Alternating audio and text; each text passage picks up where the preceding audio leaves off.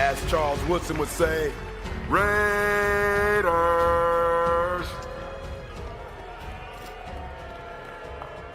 Yeah. Welcome, Raider Nation, to Raiders Last Call podcast on Saturday nights with your hosts. I'm 401 Raider Jeff. I'm Chris for Raiders. Jason, Raiders first downs. How we doing tonight, gentlemen? After that barn burner of a show last night, everybody awake and bushy-eyed and ready to go? Oh, I passed out right now. at the show. I passed out right at the show, man. I had to get up early, but You were feeling numb last night, Chris. That's for sure. Hey, I had a good time. Yes, you did. We all had a good time. That was. I'm still drinking beer. I'm still drinking beer, but I'm drinking root beer this time. Root beer. We haven't had a show like that in a while. That just was fire on fire all night long. I mean, we were hovering around 80 to 90 people constant for 7.5 hours. That was insane. We had good dialogue last night too. It was really good, especially with Will and Gravy on there together. My God, the two coaches talking it up, man. Those two were great together on there last night. Yeah. That's a great combo. I don't know about you, what you think, but that's a great combo. Those two chopping it up like that. Yeah. It's the first time they ever met. And they get along great on here. Oh, yeah. Gravy gets along with a lot of people. If he can tolerate Gabe, he can tolerate anybody. He don't get along with me because we always argue. So, but it's always a good argument. Chris, last night was the first time you told me to shut up and be quiet. My freaking microphone was muted. How could I be talking? You were like, I'm talking. I'm like, I'm sitting there and I'm like, my mic is muted. I'm not talking. Yeah, but I knew you was going to talk, so I made sure I put the prelim there first to make sure you wouldn't voices everywhere. I gave you an advance warning. Don't say nothing. Before we get rolling, let's hit the chat up. Let's see who's here. We're already rolling 14, 15 deep. So we got Navman's in the house. What's up, brother? What's up, Navman? Raider Ryan's here. And just for the record, so everybody knows, I posted that before Jason got here because he's always busting our balls for us being late. So all he the was time. late tonight. So I wanted to make sure everybody in the chat knew we were coming. We'd be 1 minute late. Why are you guys late? I said, jeez. 1 minute. I was just referring to page 3 of the employee handbook. I don't know where you got that from, but I didn't pass it. Raider Ryan, what's up? Raider What's up, Paul, Ryan? we're going to hit him with this real quick. Yeah, where are we? Raiders! Let's see, Robert Pena's in the house. What's up, Robert? What's up, Pena, brother? What's happening? Daniel Berry's in the house. What's up, Daniel Berry? Hey, what's going on? Bueno has stopped in. What's up, Bueno? Another show without Bueno. Nope. Let's see. Who else? Well, we got a lot of people in the chat, but those are the ones. Oh, there's Mike. Oh, what's up, Sacktown Mike? How you doing, brother? Pigs. What's up, Mike? And Pigs? What's up, Pigs? Pigs.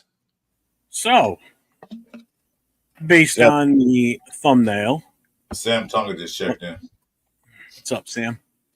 We're going to be talking a little bit about next week's game, review the actual game itself. We will talk about the events going on and everything and what this here show is going to look like for next Saturday because it's going to be completely different. Yeah, I'll be there on time. Let's see if Jason. Oh, I'll be fine. Huh? I'll be there on time. Let's see if Jason be on time. Not about to write him up. I'm more worried about you two missing me. We can't wait. What? We can't actually wait till next Saturday. Highlight of your week next week is that I'm not going to be around as much. Oh, yeah. Well, that's like vacation time for us. Double for one, each for one is. How's that? Why, thank you. I appreciate that. Just think, the kids will play when the daddy's away. Oh, so I'm your daddy. Remember that. Hey, he said it. I'll give you my dad. I'm older than him. You're my dad. Who's your daddy? What's up, Ronnie H? Actually, no new news that I know of. I haven't heard. Have you guys heard anything new on Jacoby today? I don't think I heard that they might give him a raise, and that's it. Let him play out. But I had no news. Yeah, I haven't. So next week we're here in New England, 1:00 Eastern time game. So that's what, 10:00 for you guys? Yep. It's an early game for you. Ooh. You'll be able to be awake. Oh, I'm always waiting for the Raiders, man. Jason, you better set your alarm so you're up on time. Who, me? Yeah. I'm the other Jason in the room. Me, yeah. Okay. I'm up at 5:00 in the morning. I'm not Chris, just going to bed at 5:00 in the morning. I feel bad for you next week, Chris. Why? Oh no. Because you're gonna deal with him. No. We were fine when you were here last time, so we were good. Yeah, true. That's what got us to get him on the show with us regularly was that one. So yeah, okay. Yeah, we had a good time without you. We probably have a better time next week without you again. So there it is. I said it. All right. So next week we match up with the Raiders' former head coach, Josh McDaniels, offensive coordinator now for the New England Patriots. We match up against 3 of our former players that are now there. Didn't Morrick leave, or he wanted to get out? No, it wasn't him. It was wherever Epps is. Epps is the one that wants. Yeah, but Epps got cut. Did he get cut? I thought he wanted out. Mm-hmm. Or he got out. One way or another, he ain't there no more. He ain't there no more. Yeah. He asked for it. He wanted to be released, is what he asked for. So I think that's what they cut him. They cut him loose. But I can see we're not in no rush to probably get him. Although unless he hasn't cleared waivers yet, we'll wait and see. So there's a lot of storylines with this game. So not only is there McDaniels, who was our head coach, now back with the Patriots, the players that they have now that were with us. We have Jacoby Myers, a former Patriot. We have Tom Brady as a part owner that used to obviously play for the Patriots. We have a head coach that used to be the coach of the Patriots years ago. So there's a lot of storylines. What's your overall feeling on where the two teams are in comparison between us and New England, where we match up and where we don't match up so well? We'll start with you, Chris. Let's start with Jason. Start with Jason. Yeah, might as well. All right, let's start with the quarterback. They have an up and coming quarterback, Drake May. I you know what? I'm not gonna call that a push at the quarterback position. I think Geno's at this moment is just as good as Drake May. Running back, we're supposed to have the best running back, but that Henderson kid, watching him in preseason kind of scares me.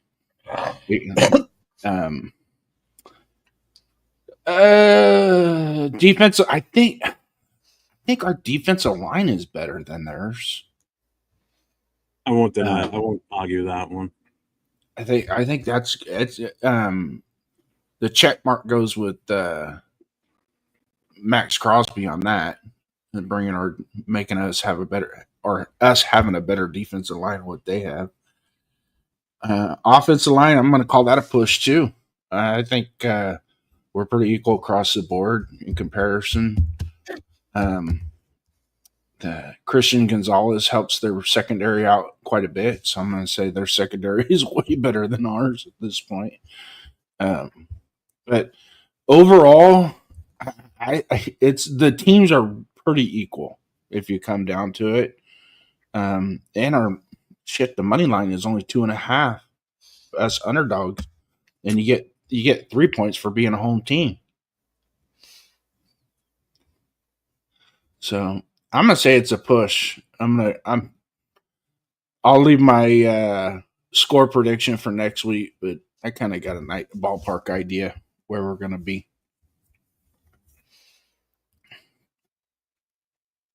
Hi, Don. What do you feel about the secondary though between the two teams? I think their secondary is going to be better than ours.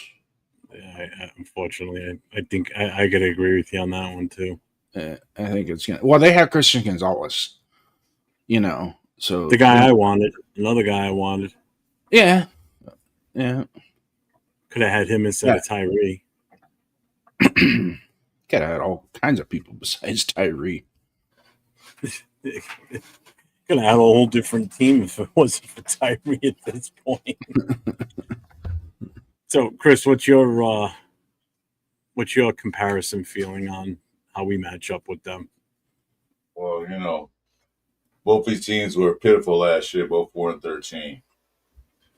Drake May had a nice end of the season, game, but remember that was in the season, probably playing the best team, so they were probably just resting their guys or trying new guys out. I'm gonna get an edge to the quarterback on Geno Smith. One, he's more experienced. Yeah. Two, Drake May, this is his second year. I don't know if he'll have a sophomore slump, and plus he's dealing with big dummy. So I don't know how things gonna play out for them. The running backs, I'll call it equal because they both look good in the preseason. Henderson a little better, so I might give this a small edge to Henderson because they look better in preseason than Gentry did. Offensive line, I think offensive line is better than theirs. The defensive line definitely better than theirs. The linebacking core, they have Spillane, but we have a group of guys. Okay, so we're not just one linebacker. We have a group of guys that can do different things. So I'm gonna get an edge to the Raiders on that. D-backs definitely going to Patriots because our D-back room has something to prove. And I think they will because I'm sure they're hearing on the news. Everybody say, "Oh, the DBs are the worst part of the team. They suck and all this negativity." So I think they're gonna go with a chip on their shoulder and prove that no, we are good. So I'm gonna get edge to Patriots, but I think the DBs will show up in this game. So other than that, I like that one. What we said was 2.5. The points. That's basically saying it's a toss up. That's what it's saying. That's pretty much a toss up. Because they like I said, last year they were sorry. This year they improved their team drastically. They got better with the draft and the free.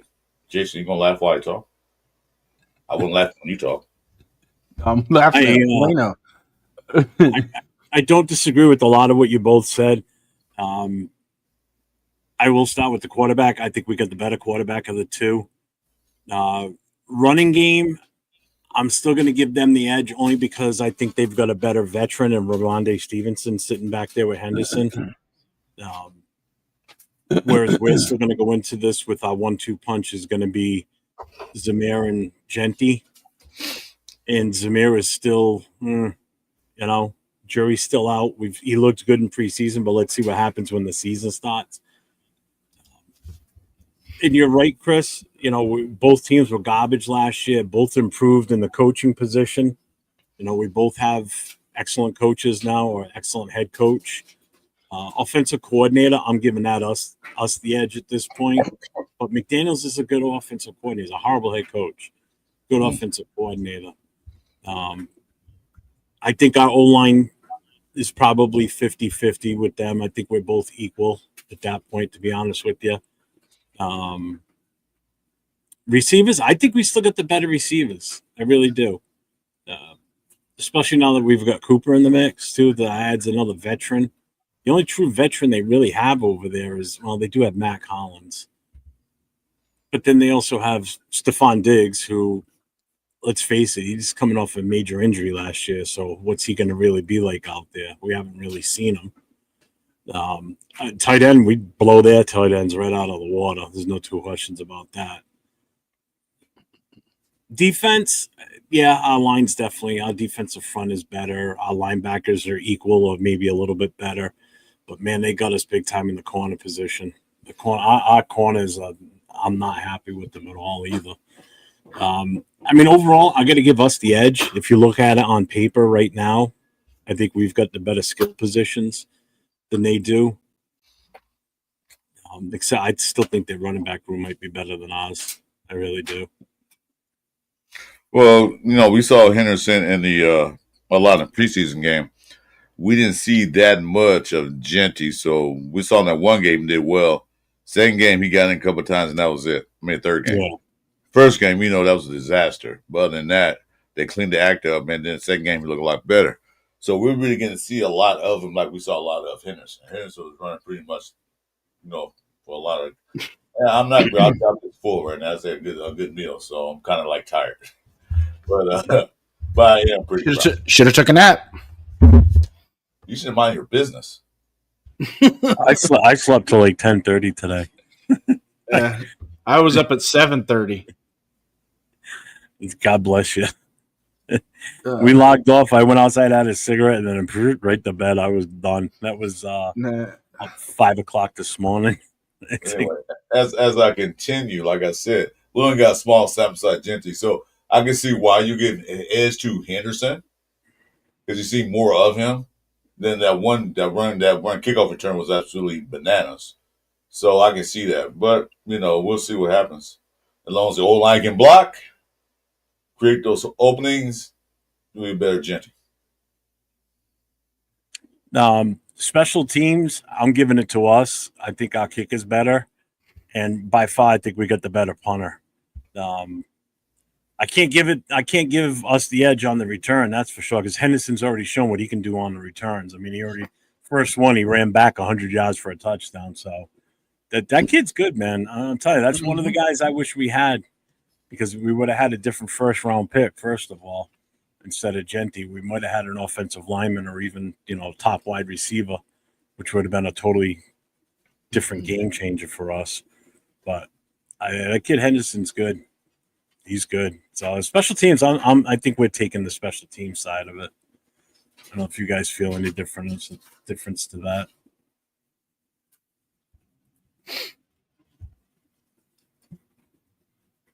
Can you guys hear me?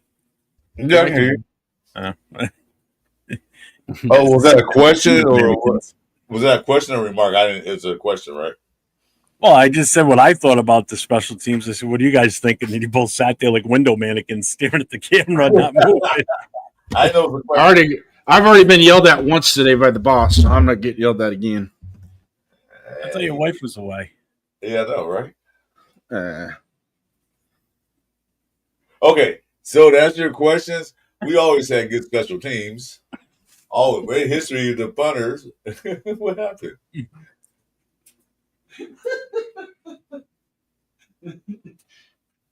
What's he doing? Right, don't worry. What happened?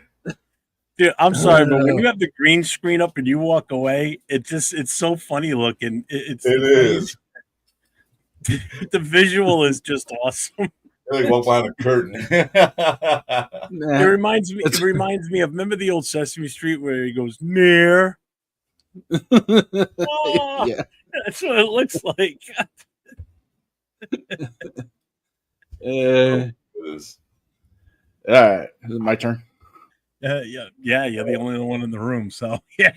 Yeah. Okay. By default, you're out. Yeah, special teams. I'm gonna throw that as a toss up too because we don't know what New England is going to be. I mean, who is their kicker, by the way? Oh, that guy named I don't know. Isn't it Gostkowski or whatever? That we guy. know we have Carlson.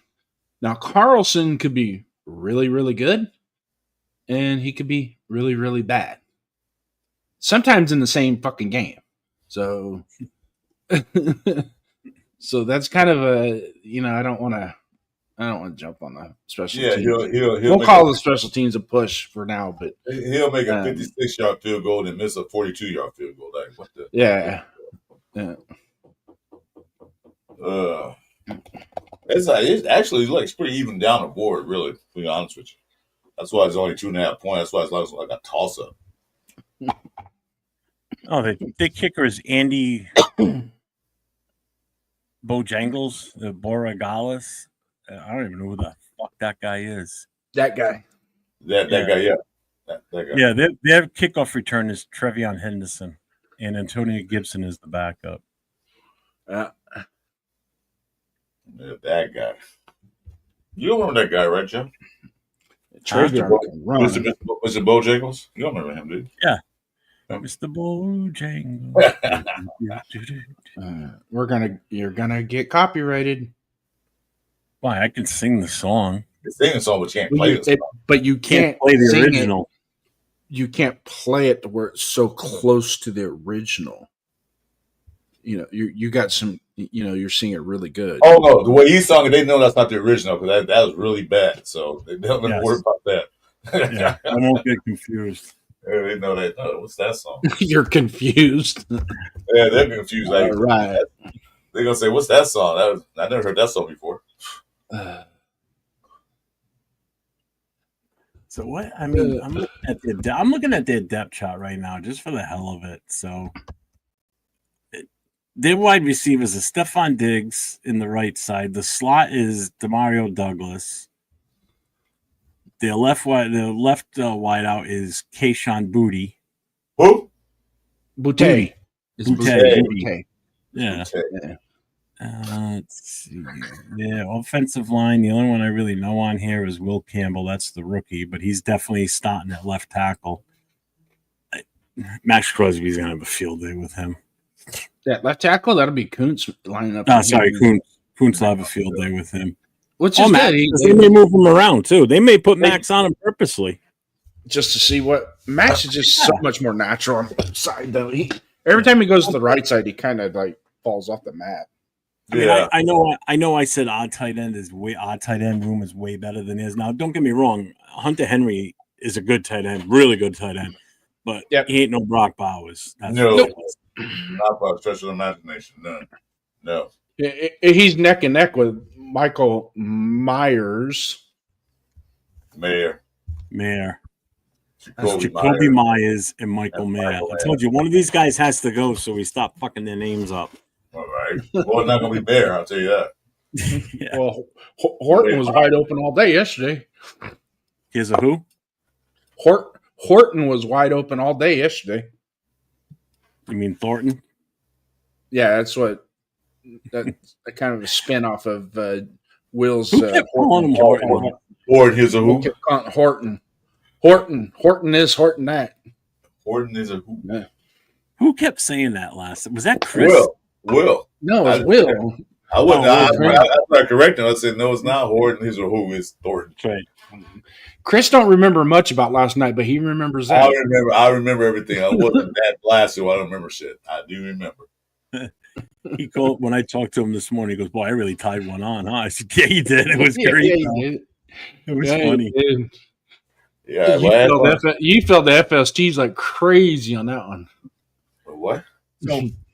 So the spread is 2.5. Wait. Right? I felt the what now? The FSTs, field sobriety test. Well, we're all not cops here, man. Yeah. Follow my finger.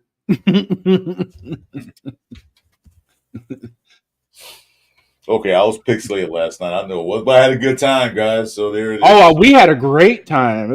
I had so much fun last night. I didn't want to hang up. I'm surprised you stayed on as late as you did, Jason. I was shocked. It's just you would have been like, "I'm done." Look at the boss. I kept waiting for you to say, "I gotta go. I can't take it." But I think that's probably because the wife wasn't home. Yeah, that's exactly it. I told Chris today, I wouldn't even got past 8:30 last night. Yeah, because I was shocked too. Like, I forgot the wife's on vacation. Yeah. Now she said if we go 8 hours on a Saturday night, that's fine because I've already asked permission, so to speak. So we can go 8 hours tonight then? Okay, let's do it, Jim. No. Yep. No way. I need Brian Fowler, the guy that was the guest on Rundown and Jay's show today. Yeah.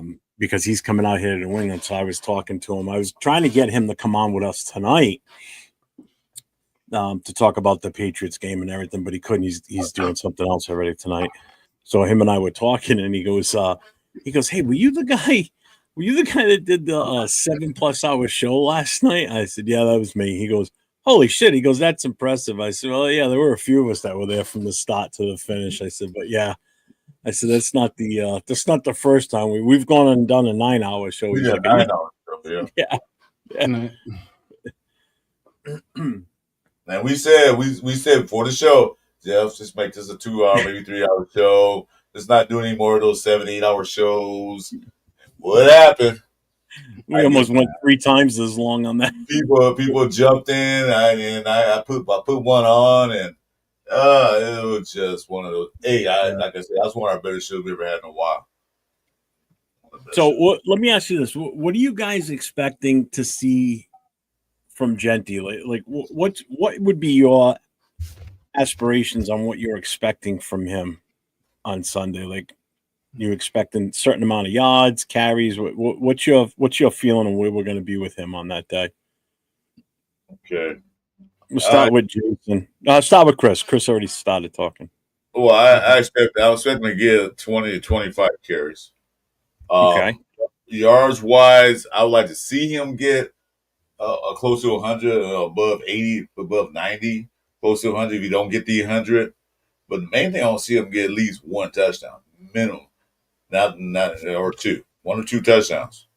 That's all I want to see him get. You know, get average carry about 4 yards a carry, 3.8 to 4.2 if you want to break it down. But that's all I want to see him do. Jason, I'm gonna set the bar at 80 yards. He's got to get to that 80-yard mark.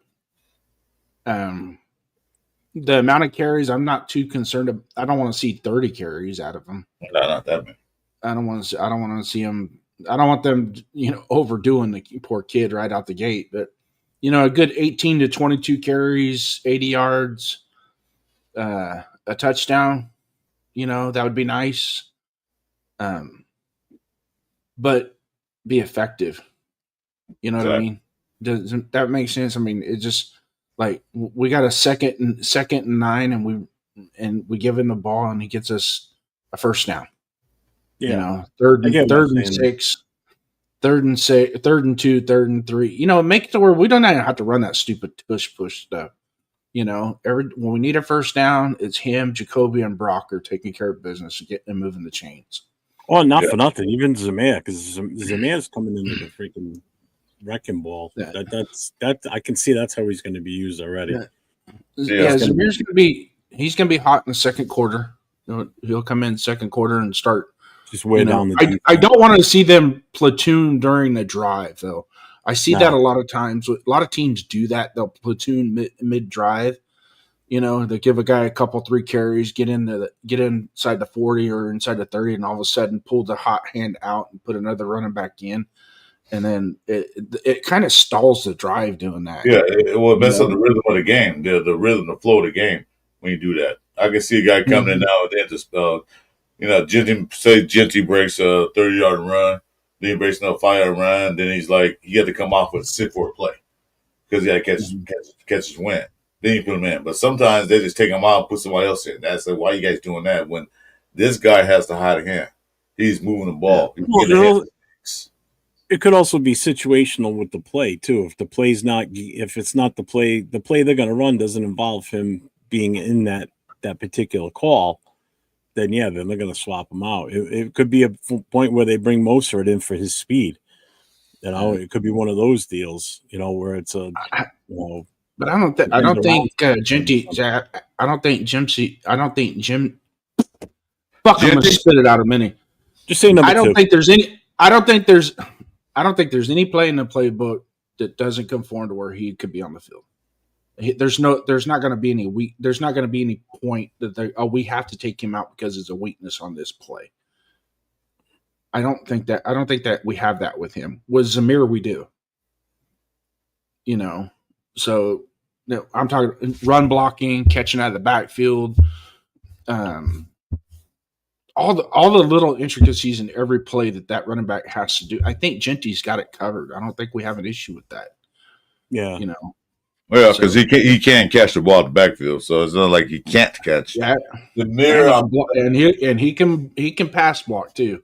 Zamir, I don't know how good his catching is because they didn't really throw the ball to him that much. And the time they did throw it to him last year, he couldn't catch it. Dropped it. So. Well, Navman says he expects 100 yards in a tee. That's about where I'm at too. I'm at about 100 yards in a TD. Saul, what's up, Saul? Oh, He that's says, a wish. He says, I mean, that's what I would love. That's what I want. But Oh yeah, as far that'd as be great. the bar, anything under 80 yards is going to be disappointing. Yeah, exactly. again, keep in mind, Patriots defense is no slouch either, though. So remember that. That was one of their strengths last year was their defense. So just keep that in mind. Huh? We could push that defensive line back. But again, it's still one of their strengths. So just like I said, keep that in mind. Saul says 120 yards in the TD. Although Nabman says he hopes for more than what he expected. So he expects 100. So he's basically expecting 100, more than 100. Let's see. Bueno, I wonder if they sub Pickett for Geno on tush push. Pickett learned from the best. That would be the big reason, if anything, right there, so he doesn't get fucked up in that scrum of a play. Yeah, I agree with you too, Nav. I'm not sure what play Genty wouldn't fit in, and just like Chris and Jay said too, Jason, I got it.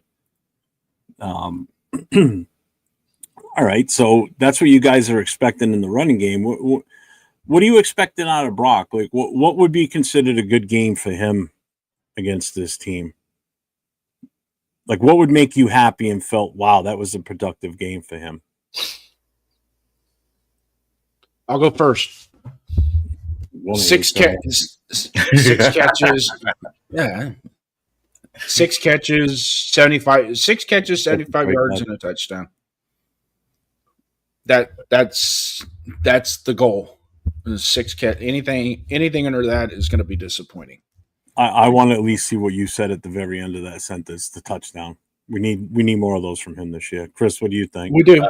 8 catches, 80 yards, 2 touchdowns. 2 touchdowns, okay. All right. So that if he gets like the it. one, that's off to a good start because he only had 4 last year. Exactly. So we can't go a season with him only getting 4. Now that wasn't necessarily his fault, because we just couldn't get in the red zone enough to really have an impact with him out there. Plus, we got in the red zone, but they called stupid plays. Well, yeah, but did we really get in the red zone? You know what I mean? We weren't there as much as you think you were. If you look back at it, I think we got there 3 times, so we did get in the red zone. 3 times. That's what it felt like. Yeah, sure did. What's up, Super Omnicron? What's going on, man? So he says Brock 10 catches, 132 yards in a TD. I mean, that's not out of the realm of possibility with him. I'll say that. No, he can most absolutely do that. I mean, he's done it before last season. I mean, how many games did he have last year where he had more than 9 or more catches? It was quite a few games. Probably a few, yeah. No. I think the only game he ended up with 112 receptions. Totally, yeah. Was it 112 or 120? But there's only one game where he really got kind of shut down, and that was against Denver when they put Surtain on him. And he only had the second game. He had 2 games with only 4 catches, and that was one of them. But again, they put him on him, and he just kind of shut him right down. Because the quarterback had nobody else to throw to. He couldn't find nobody else. So, well, the other game he only had 4 catches. That was on the quarterback because the defense just did. I forget who it was we played, but the quarterback couldn't even get the ball out of his hand. So that really wasn't on him. Saul goes, where are you all from? I am from Rhode Island. I'm up on the northeast New England coast. These 2 gentlemen are from California. California's sun. Hey, we're going to get my copyright, Jason. Told you. You sounded just like him. Oh, my God. Yeah. You got the voice. You sound like Fergie. And what was the quote in the movie Step Brothers? Fergie and Jesus or something like that. Tell me you guys saw Step Brothers. Nope. I've seen it, but a long time ago. I remember. Oh my God. I've seen Step it. Brothers? Yeah, but Will Ferrell, I've seen it, but I just don't remember it. I don't remember it much either. Zamir cuts by there's more straight. Oh, Genty jump cuts. Zamir cuts by is more straightforward. I get it. I get what you're saying. Yeah, I get it. Although his ankles look like they're finally flexing and working this season. Yeah. Detroit God says 9 catches, 160 yards, and 2 What's touchdowns. up, Detroit God? Right on, Detroit guy. It was a good show last night. Too bad you wasn't there, bro. Yeah. Oh, he was in the chat. I'm talking about on the show. Yeah, and that's a good question. Good question too. The Omicron. You know, if Genti gets more yardage after first contact, I mean, like I said, he was always touted as, you know, I'm untackleable. So, you know, we should expect some, you know, lengthy yard type runs, like, you know, 10, 15, 20 yard runs on a not a regular basis, but we should see more of those than we've seen in the past couple of years. That's for sure. Yeah, plus he got to make better business decisions on who to go up against, who not to go up against. Because that one game he went against that linebacker, he said after the game, like, yeah, I got to make my decision, but a little carefully now. The DBs, yeah, but linebackers, Sal, you referring to who you referring to with the 1,500 yards and 12 TDs? You talking Genti for the whole year? Because I don't think that would be. Can't be Brock Bowers. I can't see him getting 1,500 yards receiving. Because you remember, tight ends tend to have short yardage receptions anyway. Yeah. Cool Kev says 7 catches, 120 yards, and 2D. So everybody's kind of around the same area with Brock Bowers, I guess. Because I'm around that 100-yard range. And at least 8 carries, 8 catches, and at least 1 touchdown. If he gets 1 touchdown, I'll be happy. If he gets 2, then that means we probably won. Nabian says strength, our O-line and total offense. I firmly believe that. Weakness is the middle of the field on defense. If the D-line can't get upfield, Adams will be their difference maker. I agree 100%. We're relying on that D-line to be so spot on to prevent our corners from having to play like they're superstars. Exactly. We got to put pressure. We got to put pressure on second-year guys. Got to make sure he understands that. It's second year. See what you got. Nothing. Look at Bourne.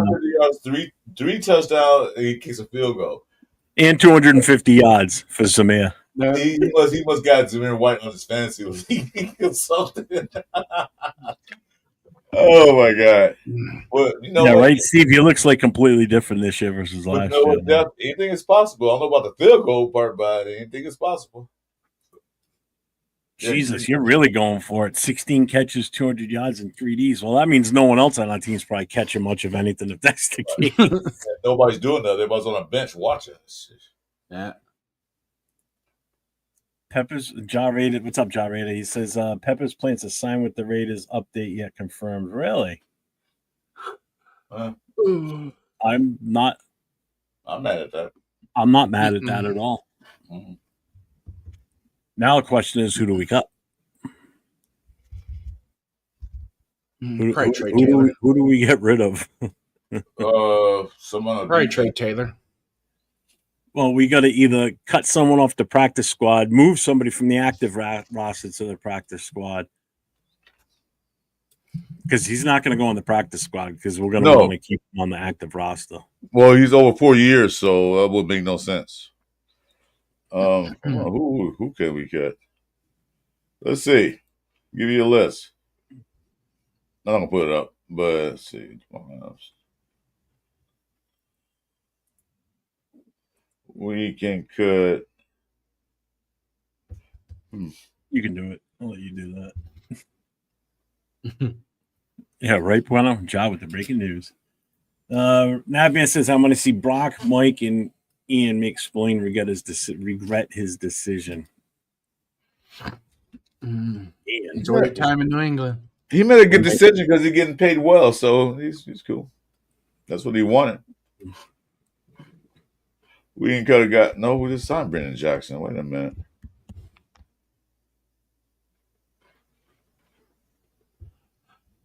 I know we can cut Geno Smith. Geno Smith. Yeah, if they bring in Geno Smith, we got to cut somebody. So I say cut Geno Smith. Huh? He's trying to be funny, and it wasn't. I get it. I get what he's doing. You mean Chris Smith? Chris Smith. That's what I meant to say. Okay.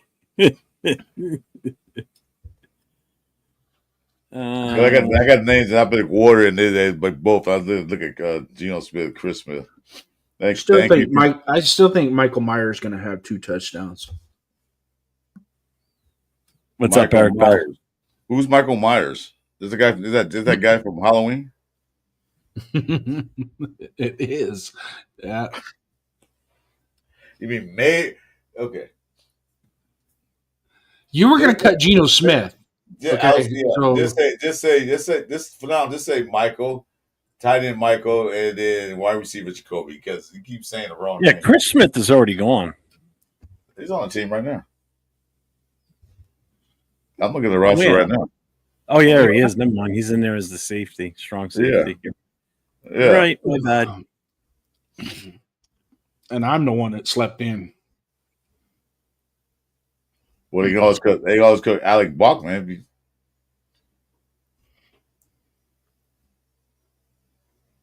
Oh no, I know they can cut Matt Jones. I don't know why they kept him. Must be good on special teams. Number 42. I don't know why they kept him. But if he's the only linebacker we have on the practice squad. We've got 2 other safeties. We've got Trey Taylor and Terrell Edmonds. Yeah, that's true. He is the only one. Yeah. No, we got JT Woods on practice squad too. Yep. So we got 2 safeties. At corner, yeah, we got Greedy Vance and JT Woods sitting there. Well, JT Woods says a safety. They got him listed as a corner. Wow. The official Weir's website got him as a safety. What's the date on that? Today. That's updated.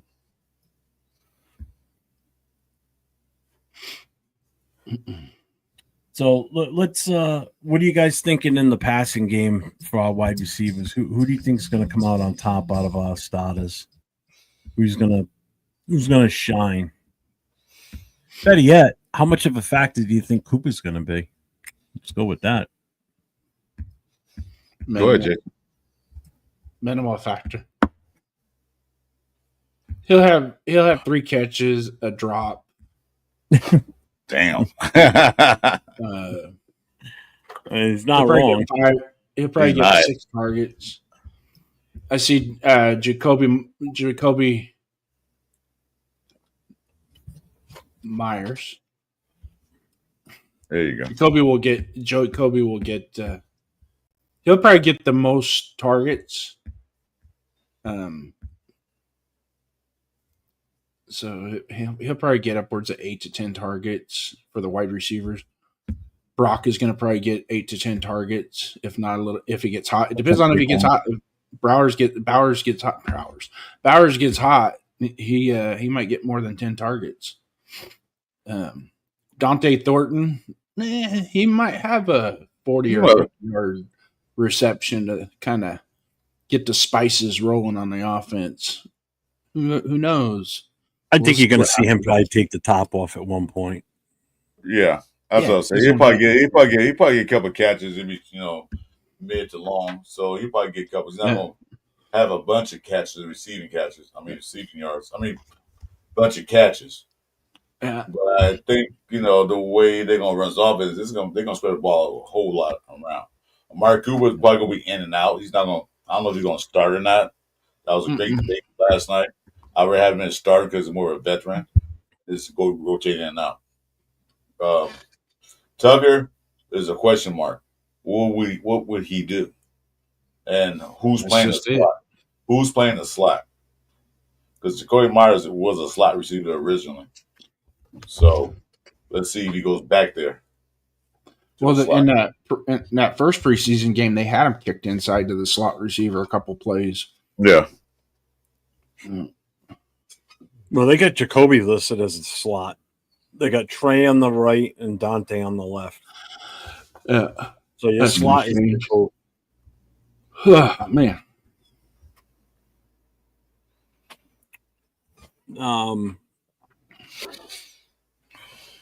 All right, so we're done with the receiver side of things. What are you guys expecting from Geno? What type of What type of game are you expecting from him in order for it to be successful? We'll start with Chris.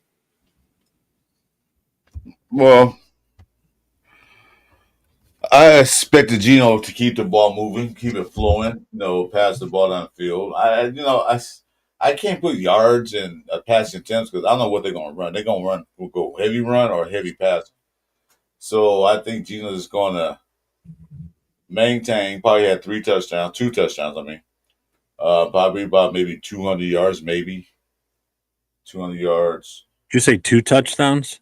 Yeah, possibly 2 touchdowns. Because I said Brock Bowers got 2, so there's 2 right there. I think this is going to maintain the flow of the game. So I don't know how the defense is going to react to him. Were they going to put 8 in the box to watch out for Gentry when Gino can just cook, or are they going to play in a man zone or whatever they do? It depends on what they run. So it's hard to predict because we remember now we've seen Gino in Seattle, but we haven't seen him yet with the Raiders. So I got to see this game. Then I can go engage him for the next game. Yep. Jason? 38 touchdowns and 9 interceptions. That'd be a dream. Yeah, he'll have 25 to 30 throws. Looking to have somewhere in the ballpark of about a 75% passer completion. 275 on the yardage, and then at least 2 touchdowns. Respectable. Yeah, I agree. That's ridiculous. What's that? I was reading John Raiders, 4,200 yards, 38 touchdowns, 9 interception, and Omicron comment and say, "Yeah, that is wicked. That is wicked. That ratio is good wicked." Season. I'll tell you what, if he does pull those kind of stats off for the season, then I think we have a winning season based on those numbers. Definitely. He'll probably have more. You're not even including the running game in that. You know what I'm saying? So right away we're at 40-something hundred yards. Yeah. You know, I'm kind of where you guys both are with the quarterback. I'm kind of looking at the 3 touchdown range possibly. I think we can get 3 out of this. I think one's going to come from a receiver, and it's either going to be 1 to each tight end, or Brock's going to get 2. It could surprise us, and Mayer gets 2 of them. You know, And he'll have zero red zone touchdowns. He'll have 2 touchdowns, but 0 red zone. It could surprise that Mark Cooper ends up with 2 touchdowns. We don't know. Like I said, we got to see the flow, the defense do. They predicate to stopping the run. Make sure just you don't break one. Put Abe in the box. Gino's cooking. If they decide to go zone, Gino might have a little problem. But then I'll go back to the run again. So they got many ways they can spread this field around. And this Gino got to maintain composure, don't throw any stupid picks. And he hasn't in the preseason at least. But what's up, John Parker? Make sure he stays composed. And if he sees the opening, take off and run. Don't hold the ball. So Jake Long says Gino 290, 2 touchdowns versus New England. Damn. Okay, well. Let's see how this first game goes. Preseason is like the appetizer, but we don't know how the season will go with the main course. True. Exactly. Absolutely. That's what I just said. This game will say a lot right off the bat. Yep. Jake's saying 3,800 for the season, 32 TDs, 14 interceptions. I think that's a little bit more realistic. That sounds about. I think that overall stat line right there is a little bit more realistic. Yeah. Not saying that John Raid is wrong, or that he's going a little too high. He had the right idea. Yeah. I can see that. Yeah. That's definitely on the high end, which obviously you can't go wrong with that, really. Well, we want he has thrown for 4,000 yards previously, so it's not out of the realm. It's not out of the realm for him to do it again. And that says it all right. He's got said if the front line stays healthy, we'll be okay. If we start having injuries on that front line, oh boy, it's going to be a depth. We're fucked. We're screwed. Especially if Colton Miller goes down, because now we're putting a rookie out there right away, and that's not going to be good. Because he's not ready. Yeah, because we don't have Mumford anymore, so there it is. Yeah. Eric Bell says 290 week 1. That's a lot. Yeah, that or he's disagreeing. I don't know. John Rader, Patriots defensive coordinator will debut week 1. He's never been a DC. Oh, that's true, too. You know, we know we don't have to worry about DC or OC. They're both extremely experienced at the position. So, Yeah. especially Chip Kelly. You know, I have a lot of faith in Chip Kelly running this offense, especially with the talent we got. I think we're going to be okay if we can protect up front.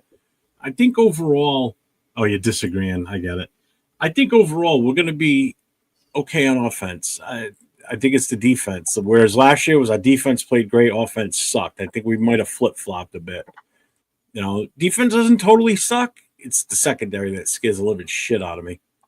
You know, I just see some of our guys getting burned, and for big plays, that's the downside. Let's switch it over to the defensive side. There we go. So we got Kuntz coming back for his first actual real in-season game for the first time in year and a half. Yeah. Everybody's expectations for him were extremely high. We signed him to an extension. Where everybody's still hoping that we see the Kuntz that we saw before he got injured, because when he played very well before he got hurt. He was making a statement about himself, and I thought he played great up until that point, obviously. So we still don't know what we're getting with him. So now with him and Max out there to start the season and hopefully play the full 17-game season together, it's imperative that they both get off to a quick start. How many sacks do you think, if they do you think each of these two guys get? Wait, excuse me. I'm sorry, I clicked something and started playing. I was looking at something. No, okay, go ahead. I'm sorry. How many sacks do you think each of these guys are going to get, if any, between Kuntz and Max? How much do I think, or how much do I want them to get? No, how many do you think, if they're going to get sacks, how many sacks do you kind of, what's your expectation for them? Man, keep in mind, it's a second-year quarterback with a new offense. Yeah. Keep in mind that we haven't seen in a rookie offensive tackle. We haven't seen Kuntz in a year and a half. I can't say what's going to happen. I don't know. He looked better in the last piece of the game he did in the first two. I think he'll probably have maybe 8, 10 in between that range. Max? No. I'm talking for the 8 to 10 in one game. No, I'm talking about the one game. I'm talking just the whole season. Oh, one game? No, just the game. Yeah. I think Kuntz is good for 1 sack. I think Max is good for 2. Respectable, definitely. And again, like I said, don't forget there's a rookie offensive tackle over there too, so they could really toy with him. What's your take, Jason? What are you expecting? Oh, what would make you happy? But that would be nice to get 12 sacks in one game. Of course it would. Because that means we probably shut him out. Yeah. Pretty much. Realistically, at least both of them at least have to get into that 1.5 sack range in this game. Okay. 1.5. Butler needs to chip in a 0.5 to 1. Jamal is gonna have. I was gonna bring him up too. Like he's gonna have an impact in that too. Jamal is probably gonna have more quarterback sacks than the other 3. The reason why I say this is because Drake May is going to bust that pocket as soon as he feels just a little bit of breath in his ear hole. He's going to bust that pocket, and the one guy that we know that we got on our team now that can neutralize that quarterback, Jamal Adams. I don't disagree with the whole Jamal Adams thing, because I was going to bring him up next. I'm like, if you're thinking that's what these two are going to get, let's throw Jamal Adams into the mix. What do you think he's going to turn around and have out of this? Because he's going to benefit from them too, without a doubt. Mm-hmm. You beat me to it. Yeah, exactly. I agree with Jason. I'm sorry. No. You're good. That's fine. That's good. I agree with Jason saying, because they're gonna figure to take out. They're gonna have to game plan around Crosby. So they're gonna have to go we got to block him. So they double team him, and they got 1 man on Kuntz. Kuntz got to feed, and then to do that, Jamal Adams got plenty of opportunity to come in there and get a sack. So that if they don't double team Max, then they're just asking for trouble. Yeah, What you're gonna see that probably a wide nine formation at some point where they're gonna squeeze. They want to squeeze him up in the middle. Is what they want to do. Squeeze him up in the middle, and he looks down. He doesn't really look down the field that much. He might be better at it this year, but last year, and it's common with rookies when they go to take off running, they're looking down here instead of looking downfield to get rid of the ball. And then as he steps up, that's where Jamal Adams can feast. Yeah, it might be a 1 yard sack or a 2 yard sack, but it's still going to be a sack, right? And that's also a coaching issue too. Whereas last year they probably didn't have the adequate type of coach that was coaching him the right way. Even though he still looked good, he still had a good season. But now that you got McDaniels there, this is the only time you're going to see me hunt McDaniels because I'm not going to knock him. He is a good offensive coordinator, and he's going to do good things with this offense. Unfortunately, he's just a real shitty ass head coach and just an asshole. Period. But he is a good offensive coordinator. He knows how to get the best out of somebody, except for when he's with us, because he was horrible with us with it. But I'm looking through the chat as they're saying, and they're all pretty much in agreement. They're saying Max has the majority. It's either most are saying 2 sacks for Max, 1 for Kuntz. One person, I forget what it was, said 3. So they're all pretty much around the same. 3 sacks in total, 2 for Max for the most part, and 1 for Kuntz. And John Ray is saying we're going to finish with 5 sacks and 2 picks in week 1. I like that. That would be beautiful because that means I'll be tearing my ass off standing in that stadium. That's for damn sure. I like that. If we get 2 picks and we can get 10 points off of 2 picks, we win. Yeah, not 6 points. No double. And that's if we don't turn the ball over. Yeah, why do you have to say that? Yeah, goddamn. You're gonna fucking jinx it now. Never positive. If we don't turn the ball over. This jinxes. Oh, I think tackles for a lost nav man is a definite in this game with those two, without a doubt. Plus with Butler in there, and Book is going to be part of this too, and then you're going to have Lalau up there too. I'm feeling more confident with our front 4 right now. But the main thing that front 4 and everybody got to do is protect that. Stay healthy so Tyree doesn't come in. No, protect that goddamn edge because you let Henderson get out the edge, he's gone. So we got to make sure he doesn't get outside those edges. And that's where Jamal's going to hopefully be there to knock him on his ass too. Yeah, so majority is saying 5 sacks total for the team because if you factor in Jamal, Butler, I don't think 5 is out of the realm with this. It's definitely a possibility. Yeah. Like don't count out Booker either. Booker's got a like I said, rookie offensive lineman, second-year quarterback, learning a sophisticated offense because we know McDaniels doesn't run an easy type offense. He runs a very sophisticated offense, and you have to be a real smart type quarterback. It fit Brady well. Brady knew what he was doing with that offense. He hasn't had a quarterback yet that's been able to do what Brady could do. So, Debbie Downer, yeah, right. Ain't no Debbie Downer. Yeah, man, get off my lawn.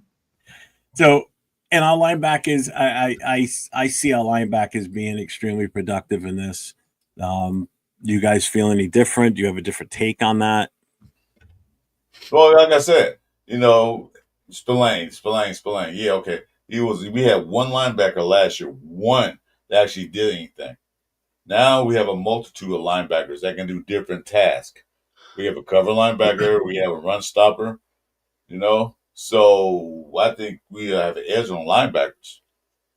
They didn't look too good protecting the middle, but I don't know what kind of defense they were running. The middle was wide open, but I don't think they're going to allow that to happen. They're going to make sure to protect that middle. What's up, Rotan? So, Jason? Our linebacker core is better than it was last year. Then again, we could have signed anybody to replace Diablo. Would have been an upgrade. That's the one I don't miss the most. That's the one. Who's that? I like what Spillane did for us. I don't miss him at all. Who did he play for last year? Anyways, for us, but didn't work. Well, I'm asking the question. He didn't play for us, did he? Because I never saw him.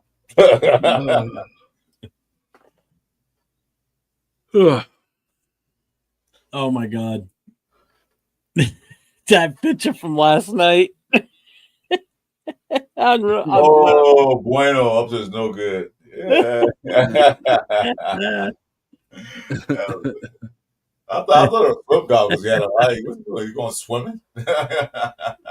He was calling it last night too. He goes, "He looks like he's got Michael Phelps goggles on. He's going." That's what I thought he had on. Gonna find out his watch glasses. Like, oh, Yeah, I think I stretched some motherfuckers out too. so you gonna come on, beat your ass. Well, they were mentioning it in the chat. They're like, almost everybody on the chat's got glasses except for Jason and I were the only two that didn't. So I put mine on, and then Jason grabbed these swim goggles that looked like and put those on. So the whole panel had glasses on at one point last night. Everybody, because Will even put his on.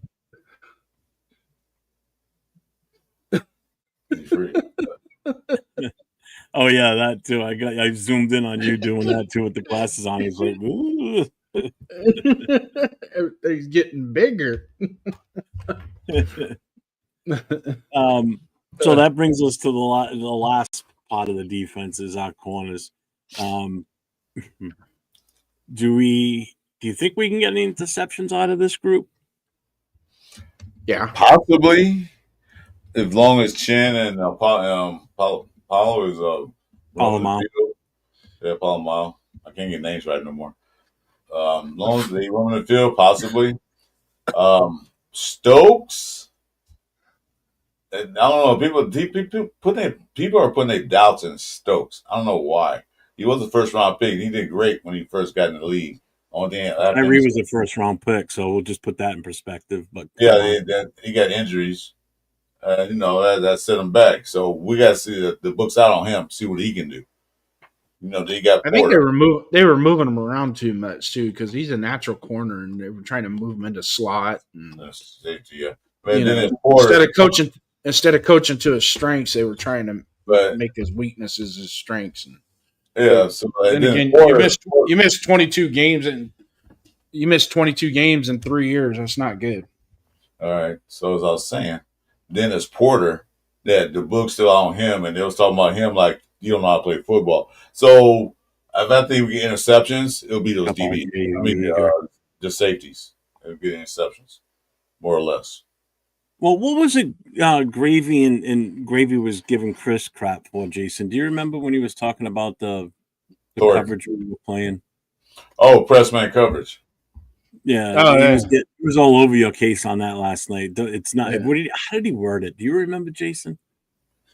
Something about who are we gonna have play press man coverage? So when are we gonna play press man coverage with these guys? Is that what you want? You think that's gonna be what gets the job done with these guys? Yeah, I think that's what he was saying, pretty much in a nutshell. Well, that's why you got big DBs. What are they going to do? Well, that's what he was kind of disputing with you, trying to get you to understand why it wouldn't work. I guess I'm lost with that shit. Like I said, I'm not good with the whole verbiage with the secondary. But that's what Pete Carroll likes to run and Patrick Graham. So I'm saying, okay, well, that's fine. You have your opinion about that, but my thing is that why they get these big, fast DBs? They're not going to do that. So you can still play. You can play off, man. Yeah, I know that. I'm not saying that. I'm just saying though they can play because these guys aren't. That's what Patrick Graham. That's what Patrick Graham. Excuse me, Jason. That's what Patrick Graham and Pete Carroll like to run. That's all I was saying. He did play all zone in Seattle. I'm not saying not going to play zone. All I'm saying though they can play press man coverage. That's what they want to do. That's what Pete Carroll said. So I don't see why he's arguing about that. I say, well, that's what the coach said, and they didn't do that in the preseason at all. That's what I was saying. To run press man, it's a technique and you got to have that arm strength, that boxer quickness, and that first step. Be able to mirror that first step of the receiver. Okay. And second, Nabman brings up a good point. No, it really, really only works press man is if you got a defensive line that can can screw that pocket up immediately. Yeah, within the first second to 2 seconds. Yeah, disrupt that backfield, get the quarterback moving around or thinking about things. That's what I'm saying. Like I said, I did say play press man on every goddamn down. That would be stupid because you're bound to get beat. But they got that there. Pete likes to run it, and so is Patrick Graham. So, it is what it is.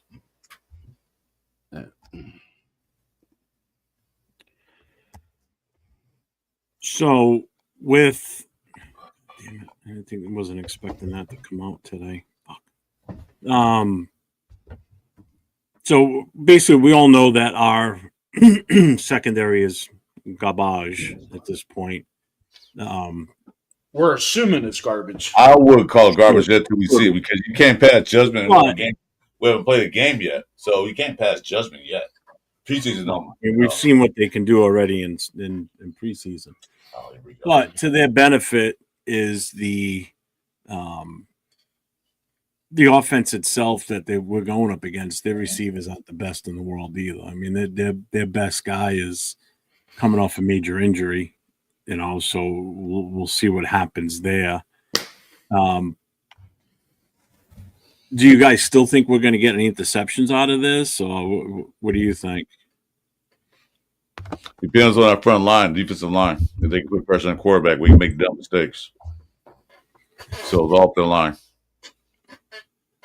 So the other thing too is tackles. So if our secondary is leading in tackles, first of all, that means we've definitely got a problem up front.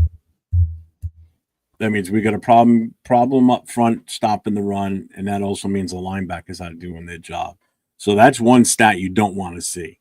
You don't want to see your secondary guys, your cornerbacks and your safeties having the most tackles in the game, because number one, that means they're passing the ball like crazy on us, and we're not getting any pressure on the quarterback. It also means we can't stop the run worth of shit either. So with that being said, I'm just hoping that our corners can at least survive this game, come out of this unscathed without it. Because it's another position where if we have injuries, we're screwed, because our backups aren't that great either. That's the other problem we have. Where we were last year with depth. Now, certain positions we have like zero depth. And the depth that we do have is obviously where they are for a reason, because they're not good enough to make the starters. So that means, we've got lesser quality guys coming in if somebody goes down. So that's not a good thing either. Let's switch gears to special teams. Now, with the rule change for kickoff returns,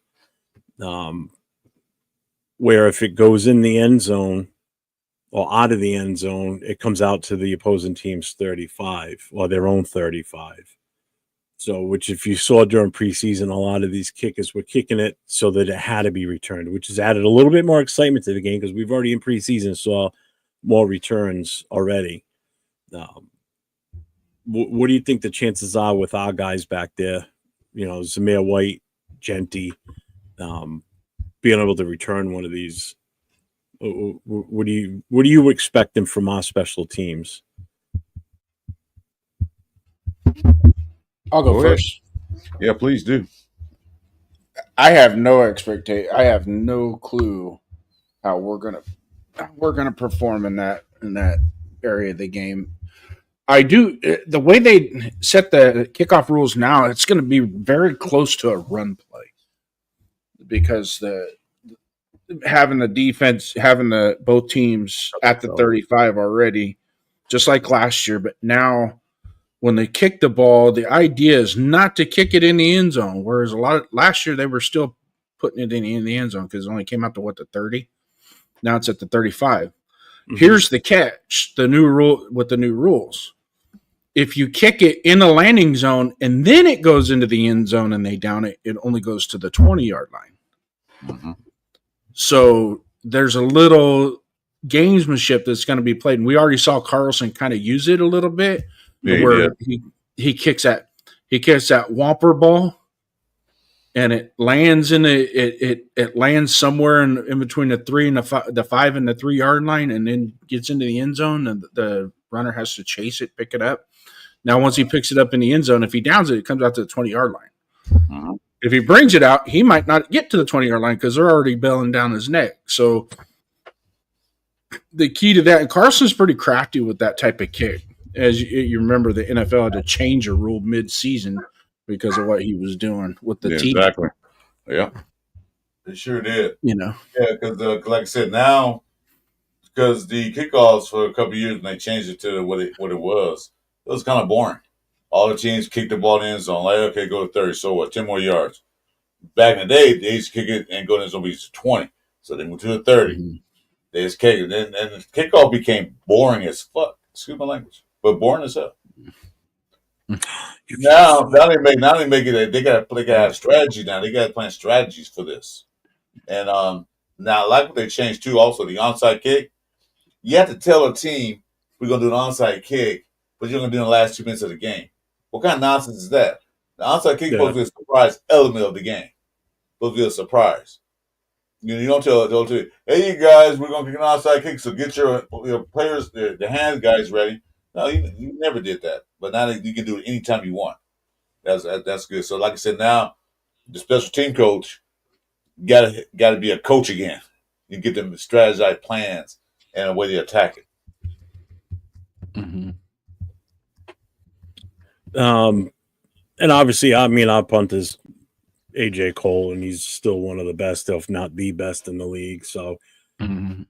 I get it's not so much our kickers that's going to be. I mean, granted, yeah, our kickers are integral part on this, but it's more so the return guys. Those are the guys that we're expecting to see something from them too, especially with the rule change. So on kick returns, we have Zamir White back there returning the kicks. You're going to see a lot of teams this year running backs out there and not wide receivers and not defensive backs anymore. And it's because of that rule, basically, because you're going to have a much better chance of being able to get the ball and return it. And a running back, as we all know, can make cuts a lot better. That's what they're geared for. They can see the holes. They can read the field as they're running. Could you imagine if this rule was in place when like Barry Sanders played?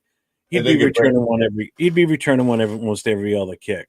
And don't forget, running backs break tackles better than receivers do. So if somebody comes, they can break that tackle. Receivers can break tackles, but not as efficient as a running back can. And Barry Sanders run that, man, they will change the rules so quick. They'll make some kind of laws. Because, man, that'd be crazy. I know during preseason we had Genty out there a couple of times. I wasn't crazy about that one. It's like this is our best guy on the team on the offensive side, and talent wise for this position that we've had such a lackluster results from, and we're going to run him out there on returns. That was absolutely crazy. I thought that man, I disagree with you on that. Kickoff is not a waste of time. Kickoff is a intricate part of the NFL because a kickoff can change the game completely around. You kick off to the other team, they can fumble, they get fumbled, then you got the ball back. Or onside kick, get the ball back. It's an instant part of the game. It's not a waste of time. Give them the ball, say, okay, start 20. That's stupid. That's basically like, with a participation award. No. So I disagree with the rule change, I get it. It makes sense. It adds some more excitement into the game, which is what they're looking for. That's exactly what it comes down to. The onside kick thing is stupid. That's absolutely ridiculous. I don't like that aspect of it. No, they don't have to announce it no more. Huh? They don't have to announce it no more. They said they had last year. They did this year. You don't have to. Yeah, but I liked it when they could do it at any time in the game. Is what I'm getting at. Like New Orleans did. Okay, so the rules changed this year. Is you still have to announce the other team. Okay. You can do it anytime during the course of the game, but you have to be trailing to do the onside kick. Okay. So you do have to announce it. I thought they changed that too. Okay. You change it for you. You have to announce it because you got to change the formation of the kickoff now. Instead of the line of scrimmage being at the 35 on the other side, it's going to be on the 45 on the other side. Oh, that's right. Onside kick. They move it back. So they got to change. The formation has to change. So you can't kick an onside kick with the kicker back there 20 yards behind you, Right. So they have to move it back. Okay. That's why they have to announce it. They have to move it back. Yeah. So you still have to announce it. You still have to declare you're doing an onside kick. Yeah, that's still the most ridiculous thing. But they have to move the line back. Because if he's 10 yards behind their line, he can't do an onside kick for 10 yards because it'll go right to their man. So they have to move that line back. That's why they have to announce it. Yeah. I get it. I get that. I myself like the idea they were change. I didn't like them changing the kickoff either, Joe. I thought Completely. this was, it just, like with baseball and all the other sports, there's certain plays in a game that are just pure and belong to the game, and then you turn around and change it, and I agree. it just kind of screwed things up. But since Yeah. they did change it to this, I was kind of hoping that they would go for the 4th and 20 play. Is basically you get the ball on your 25-yard. You can kick off to the other team, or you can go for a 4th and 20 play, or a one play of 20. You have to go 20 yards in one play to keep the ball. And wherever the ball, if you only go 17 yards, then that team gets the ball there where you get stopped. They tried that in one foot. I can't remember where it was at. It might have been XFL. They tried that in, and it actually worked. And I know why because they're trying to protect the game. The collision rate is massive, and and I get that. Yeah. Ripper every sign. Good for him. Yeah. That's good for him. I do want to see him get back into it. I do want to see him get back into the game. Where are we going to put him? Who, with us? Yeah, he's not coming. Yeah. No, he's not. No, he won't come back here. No. People get too nostalgic over players. He was here. He did his thing. He's gone. Move on. But like I said, the same could be said for Cooper, but I mean, we're in a different situation there with Cooper. But I'm happy for Renfro that what happened to him, guys, got his bill rung and everything else and all that. That's good to see him back. That's all. Yeah. I don't care. We don't play the Panthers anyway this year. So whatever. What's up, Gio? Raiders. All right. What's up, Jay? What's up, brother? How you doing? You can go on 4th and forever. Yeah. I think it was the XFL that did that.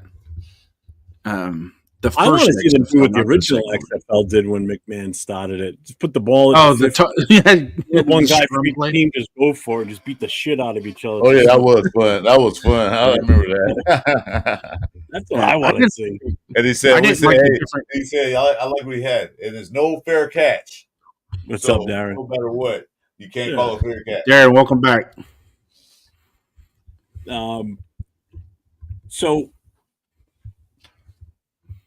as far as the other matchups, now it's more of an intellectual matchup, is what I'm going to get into here. So out of the coaching staffs, so between head coach, offensive coordinator, defensive coordinator for the two teams, who do you think has the upper edge between these two teams? We do, hands down. Well, be specific. We do. Well, we won't be specific about. Vrabel's a good coach. I'm not gonna lie. He was a good coach at Tennessee. Why they fired him? I still don't know why. He was a decent coach at Tennessee. They fired him. Okay, good. Pete Carroll had a lot more experience than he does. A lot more experience. Defensive coordinators. We have Patrick Graham there. They have a rookie there. First time calling defensive calls. They have a big dummy there. Not bad offensive coordinator. Like you said, shitty ass coach. And I'm gonna curse on that because he was a shitty ass coach.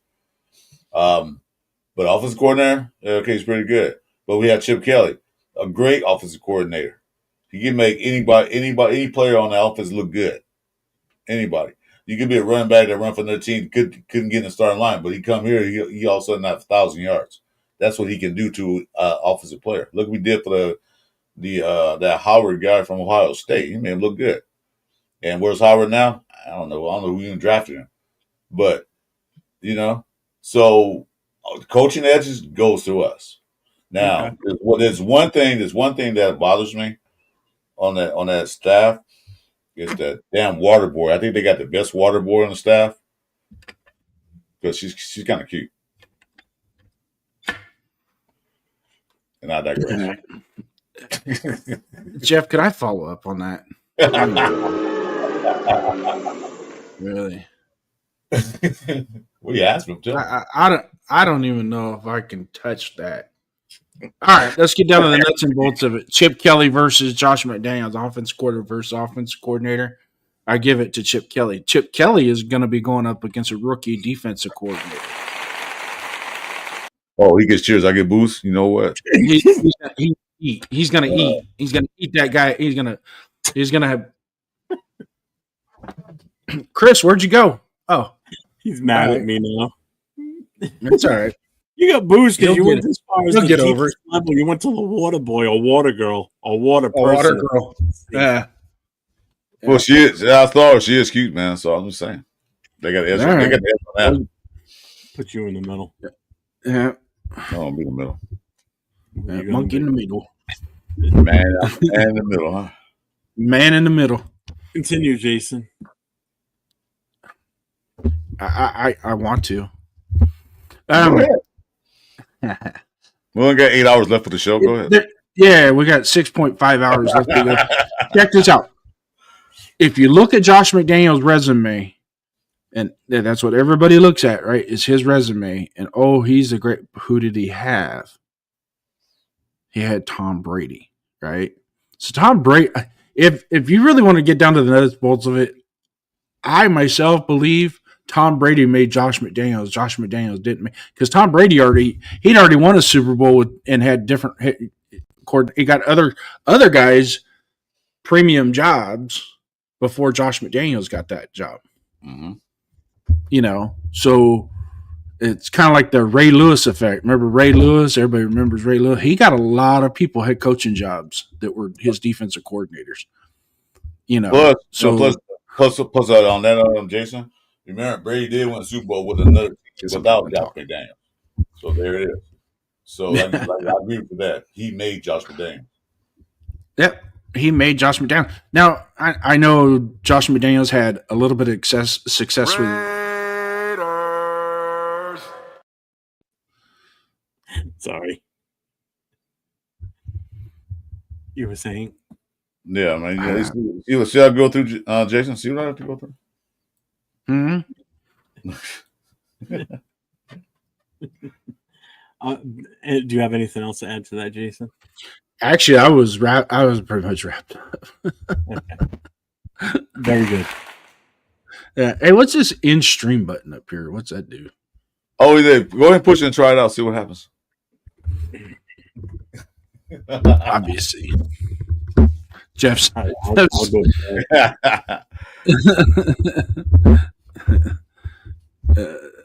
No, Jeff's not doing Last Call podcast next week.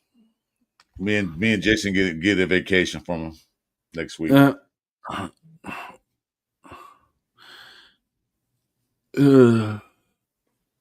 I'll be checking in though, keeping an eye. Oh, I'm sure you will. I'm sure you will. Well, we already talked about setting it. So, all right. So before we get into that aspect, one more thing I want to ask the two of you, and I'm going to ask the chat at the same time, and I want everybody to chime in and give their best response to this. Overall score for the game and the winner. Start with you, Chris. Yeah, your name's Chris.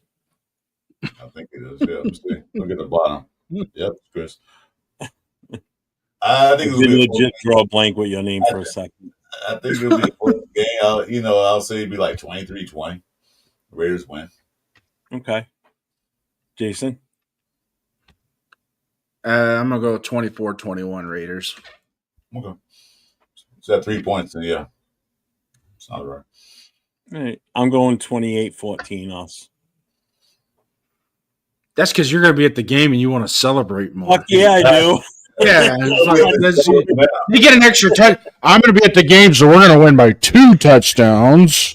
I'm going to be woo. I'm going to be sending out the good juju for it. Hey, do me a favor while you're at the game. Go down and see if you can get the autograph from the water girl there for Chris, would you? Yeah, please do. Yeah. No. Is she a Patriots water girl or Oz? Patriots. Ah, fuck that. I'm on the Raiders side. I'm not walking across the stadium. If I walk to that side, I'll probably get into a fight with some asshole Pats fan. Oh, you will get in a fight with somebody else, so I'll tell you that right now. Oh, I probably will. Yeah, there's no doubt. And there's one thing that everybody can be certain that they won't see on TV is me running on the field buck naked. That no streaking at this game by me. Oh, man, Jeff, hold on. Wait, we already discussed that. No, my turn. Go ahead. Are we talking about running on the field or being naked on the field?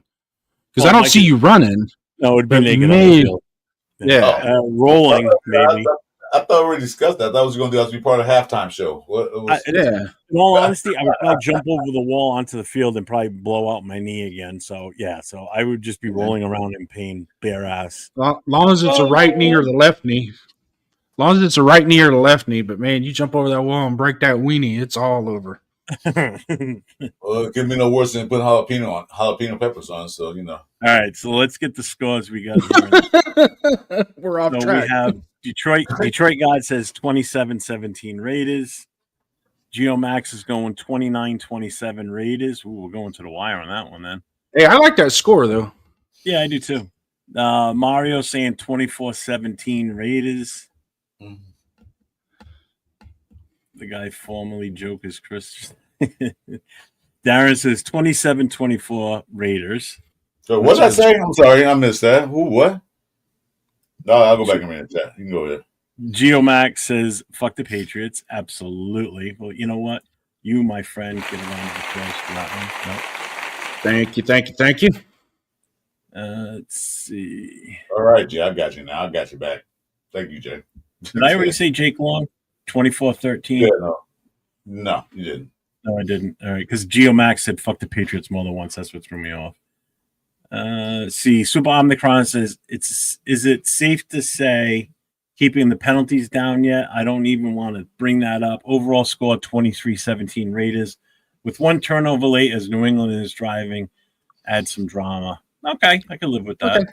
That's good. That's good. It won't be much of a fight, Jeff. I've never seen an ant start a fight with an elephant. Wow. Whoa. An elephant run away from a mouse, supposedly. I guess you calling you. Because I don't see New England scoring 24. What's up, Jack? Somebody big as Jeff goes out on the field and starts running naked, and I'm security. I'm just gonna let him run until he's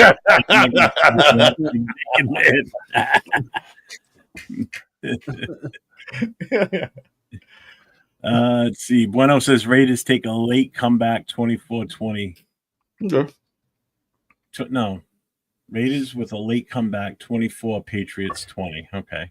Makes sense now. Let's see. Darius says that would be awesome, but I don't have confidence in that team. What's up, Willie Wayne? What's going on? Let's see. That's pretty much it. Jack and Willie, since you guys just came in, give us a score for the Raiders Patriots game and who wins.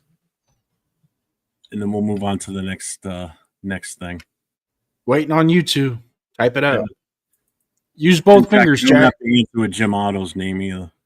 Yeah. Yeah, don't say Jim Otto at all, please. Yeah. And Drake. Or Notre Dame. Drake maybe. Drake maybe. I like that.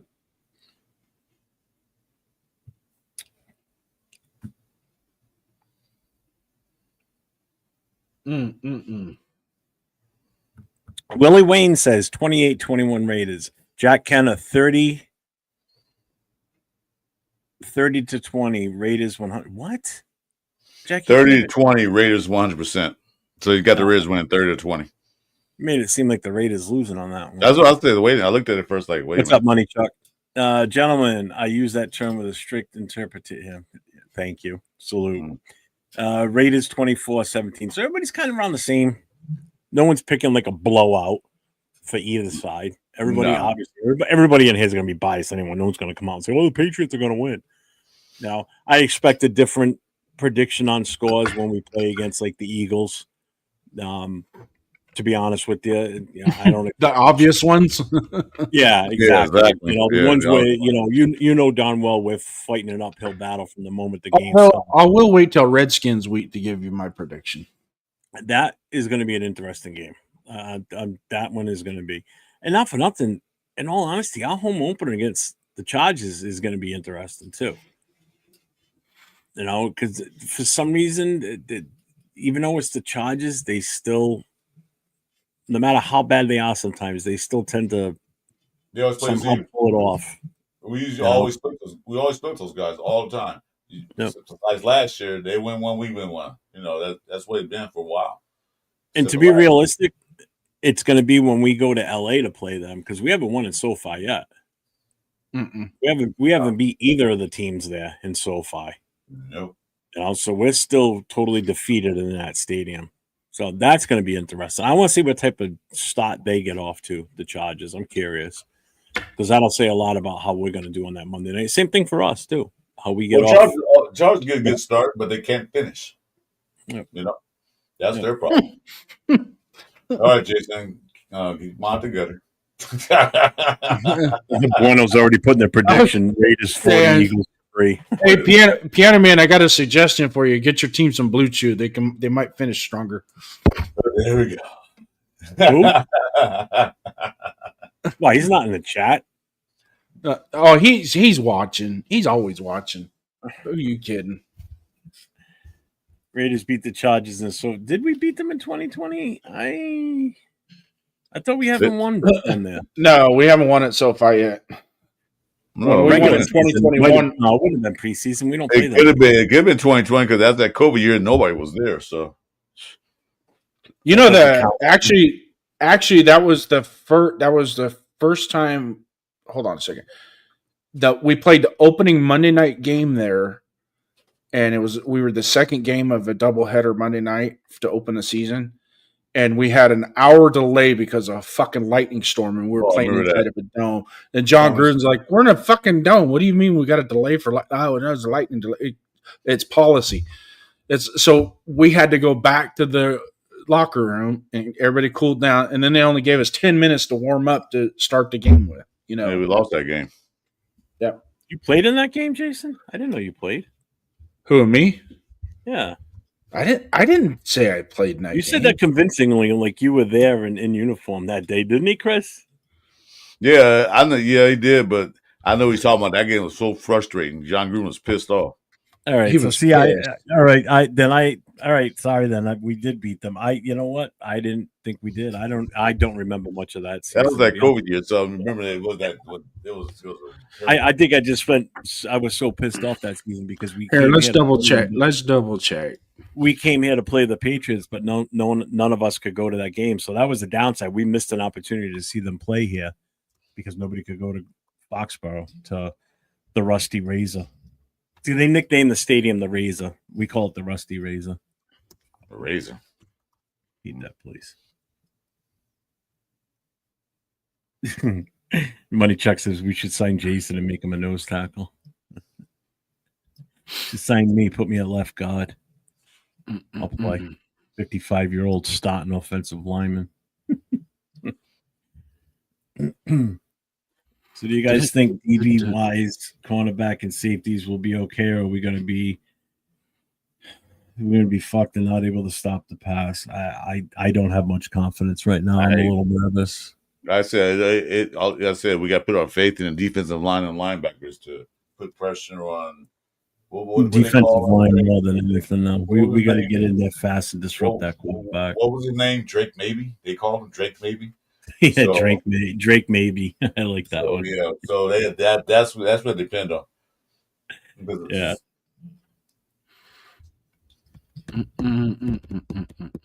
Jack and Spillane fandom.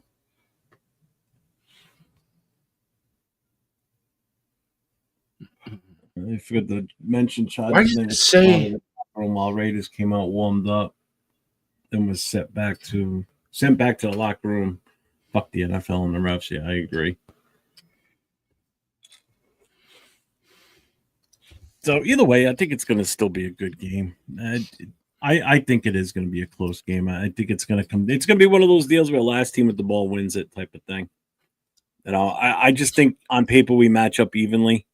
Both teams have their discrepancies. But the thing is, the discrepancies don't match up. In other words, like it's our defensive front is better than their offensive line type of thing. Their corners are better than our corners, but our wide receivers, I think, are a little bit better off than what they have. So. But again, with our piss poor secondary, we could make their wide receivers look like superstars, and that's what we don't need. Yeah, exactly. That's what we don't need, and that's where we need the defensive front to get some pressure on that kid to shut him down. So. Thanks, Jack. Thanks, Jack Kenna. Don't forget, Jason is broadcasting too. So I do have to bring this up tonight. I know last night I discussed it about Devin and his family. Devin is Raider 24 Nation. Little Raider's dad. He lost his job, seen his own. Now he's up in the hospital in Dallas with their daughter Jasmine Rain, who was born premature through a C-section. So he asked if I could, reach out and just let everybody know what's going on. Like I said, I know I mentioned it last night, but there's people in here that weren't here last night. So she is on a ventilator at a children's hospital in Dallas. She started to open her eyes yesterday, so she's making some progress, but she will have long-term brain damage. So until they know longer term what's going to happen with her, they don't know how she's going to be as she gets older. So I told them I would put the links back up again tonight. So here are the links. The links for the Cash App and the GoFundMe are in the description on for the channel for the show tonight. So make sure if you guys donate anything, hit one of those two apps. Don't do it as a super chat because YouTube takes too much. So better that you do it to either the GoFundMe or the Cash App to them. Because the next thing that's going to happen right now is his phone's going to get shut off because they're hurting for money again because he doesn't have a job. He doesn't have any more paychecks coming in. The wife is still in the hospital recovering from the C-section. He's up in the hospital in Dallas. They had to get airlifted him and Jasmine Rain from the hospital near their home up to Dallas to the Children's Hospital.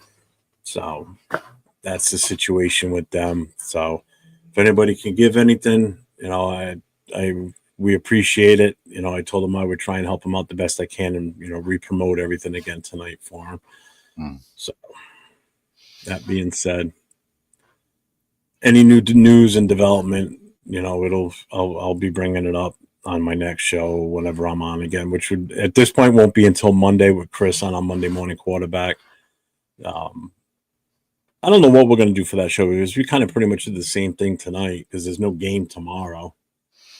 Yeah, yeah. We pretty much talked about everything last night, and today we recap what's going to happen. I don't know. We'll discuss that later. Yeah. I mean, we may. I'm even thinking about just not even doing one on Monday and just chilling. I'm fine with that. If you don't want to, because I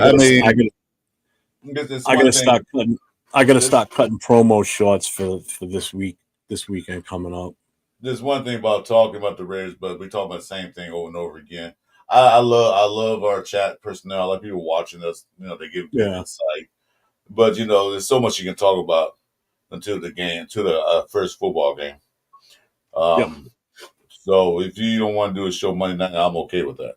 Monday morning, I mean. I think we can probably skip it this weekend because, like we both just said, we've talked about it tonight. We talked about it last night for 7.5 hours. I'll talk 6.5 hours. So yeah.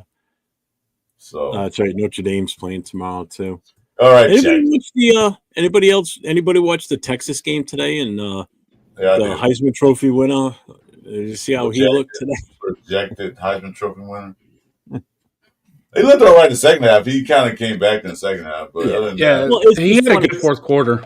I sent the message in the Notorious podcast with Leo and James, who was on the show last night, obviously, and Will, and I said, Arch Manning looks like shit after 2 series. I can't believe he's been talked about being a Heisman Trophy winner. And then Leo goes, that's ridiculous. He goes, you're saying this after 2 quarters. I said, it sounds stupid, doesn't it? But that's what some people say. So I was kind of making fun of it because that's the same thing James was saying about certain players on our team. I said, Jinty had 1 carry as a bust. Yeah, exactly. Yeah, exactly. That's how dumb it sounds when someone says that. Like, he's a bust. He has 2 series. Give him a break. He didn't look good. He didn't look good in the first half. I'll tell you that right now. He looked better in the fourth quarter.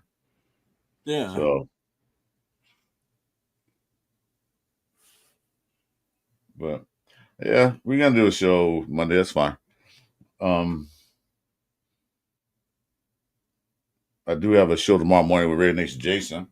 We got special guest star 8:05 this time on the on our show. That's tomorrow at 10 a.m. Pacific time, You 7 got, you have o'clock five Eastern. on with you tomorrow, you said? Yeah, Oh, that's cool. 1 What's up, o'clock Eastern. Anthony? Predator in the house. So make sure you guys tune Predator. in. Make sure you guys tune in. 8:05 always have good takes and good insights.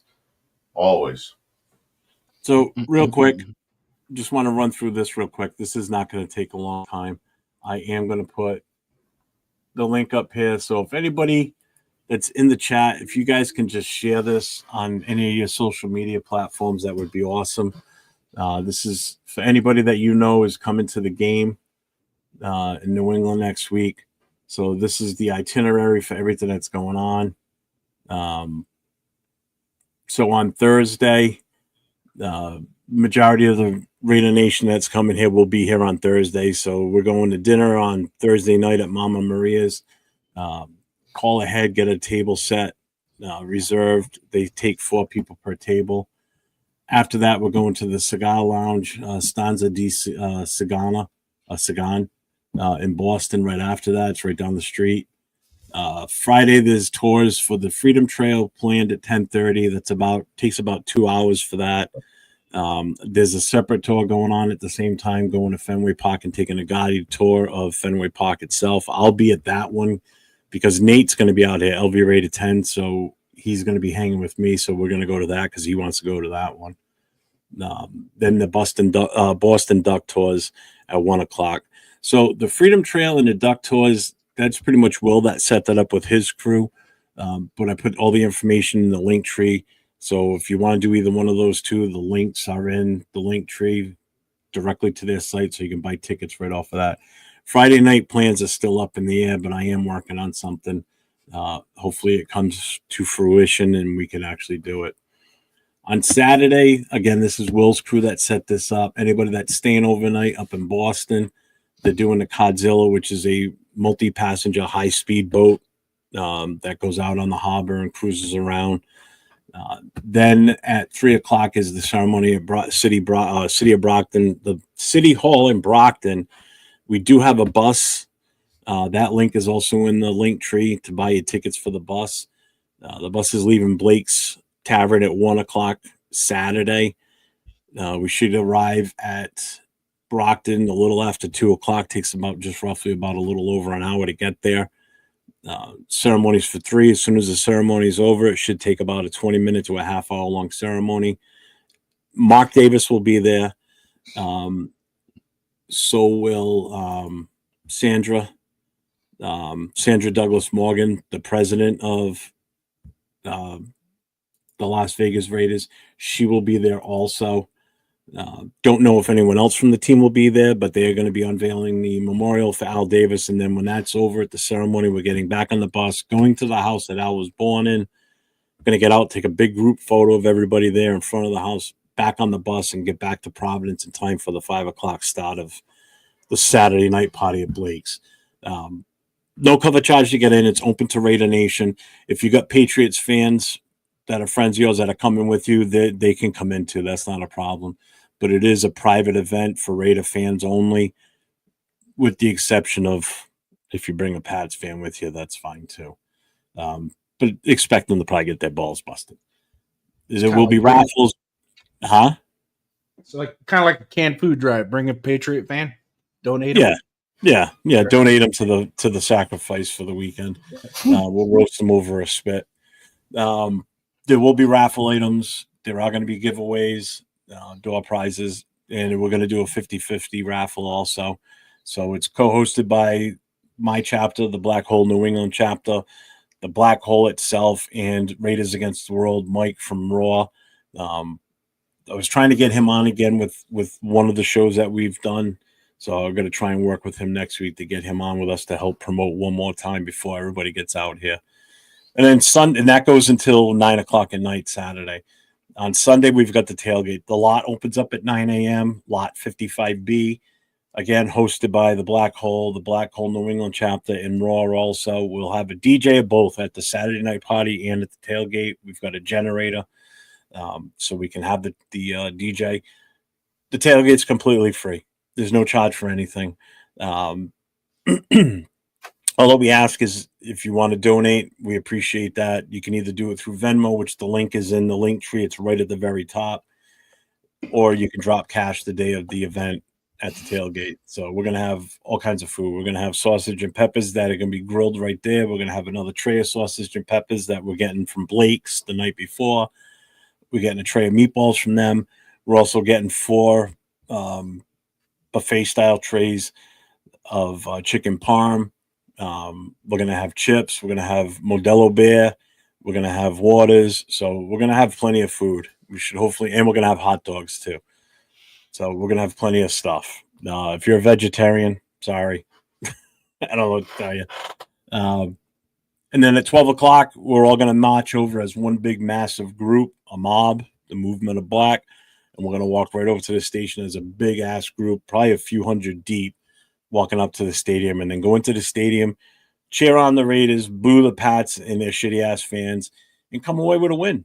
And then when that's over, we're going right back up to Boston to the Scorpion Bar, and we're gonna party it up at the Scorpion Bar. They're normally closed on Sundays, but they are opening just for us. That was set up by Mike from Raw. And they have normally a pretty strict dress code, but they're relaxing the dress code for us because they're not open anyway, but they're opening especially for us.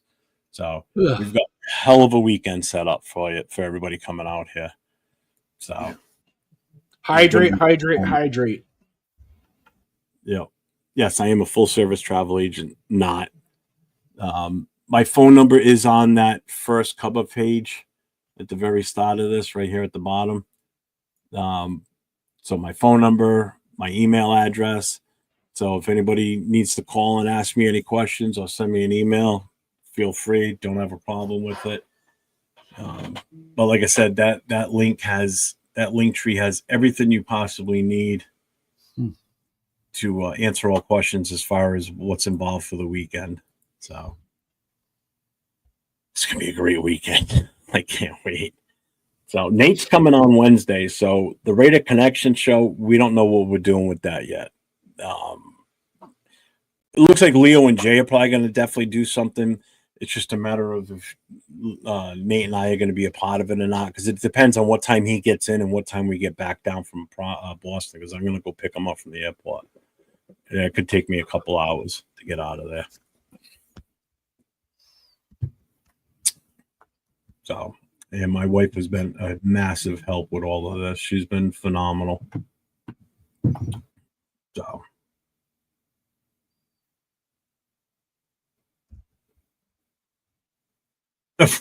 Fucking Jack kind of just sent me a picture of all the food they're cooking on the grill. Unbelievable. You guys got anything else?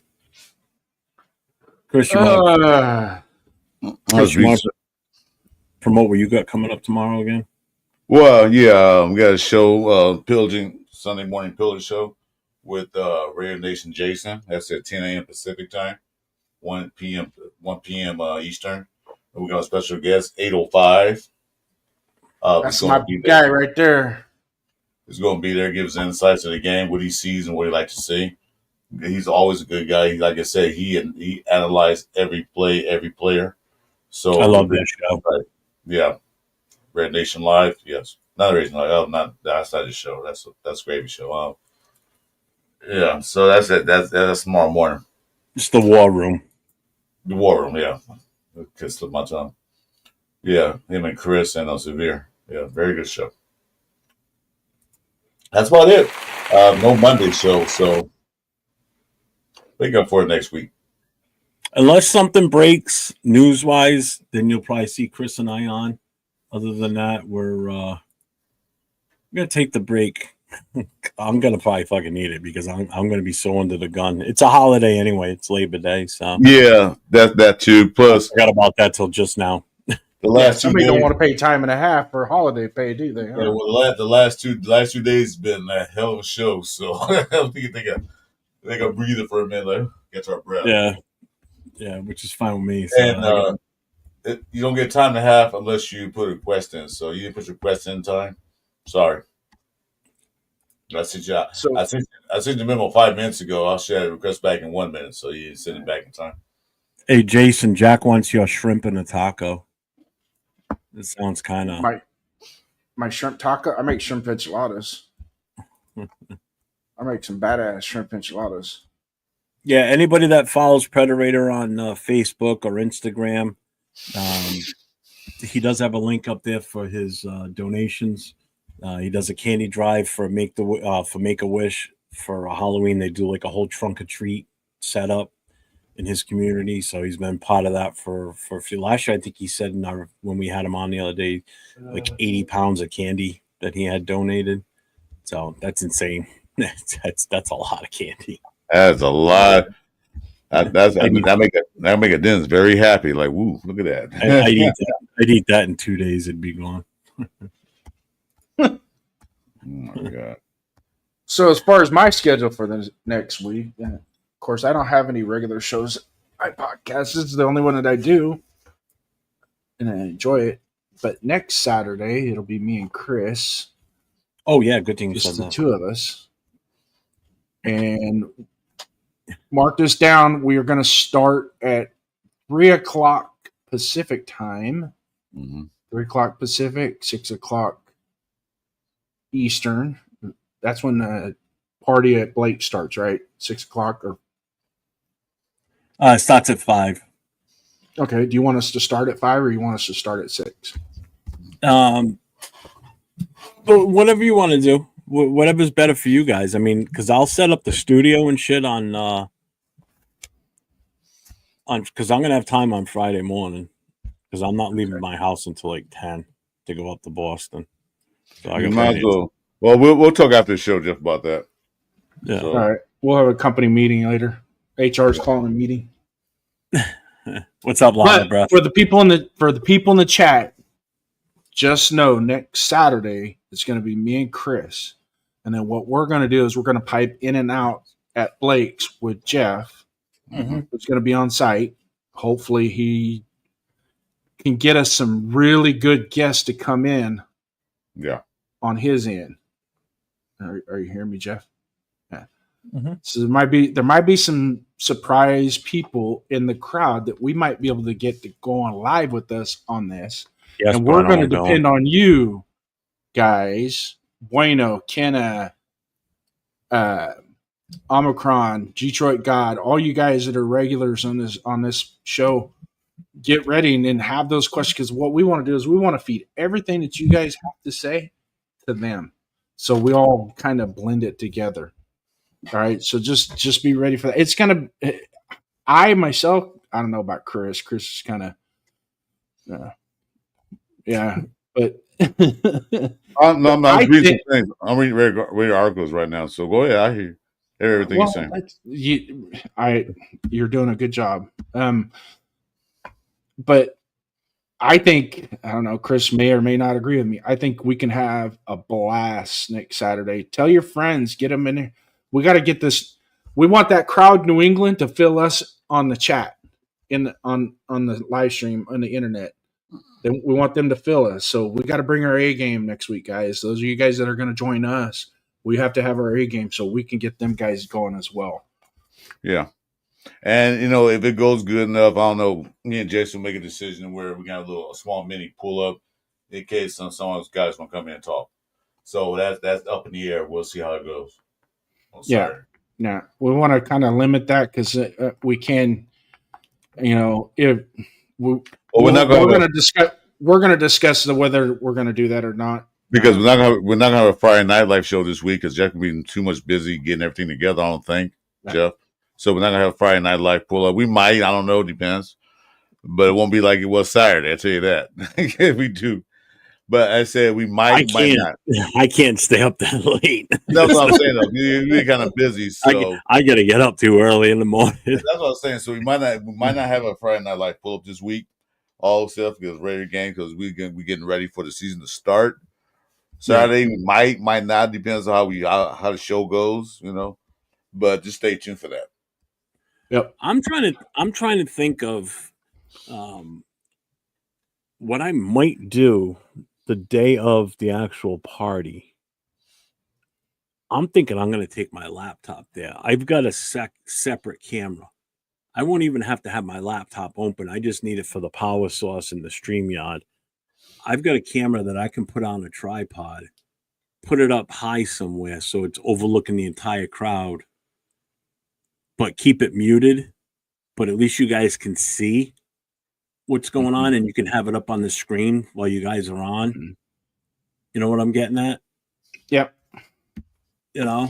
But so like how about you guys after this? But hang on, because you guys could be. How can I do this? All right, so let's do this real quick. Let me.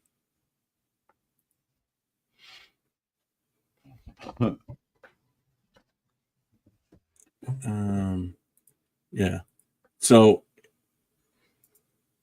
if this is the camera, the second camera, the additional camera, you guys could be just like this, where this is showing everybody that, what's going on in that area. Or, oh, no, I know.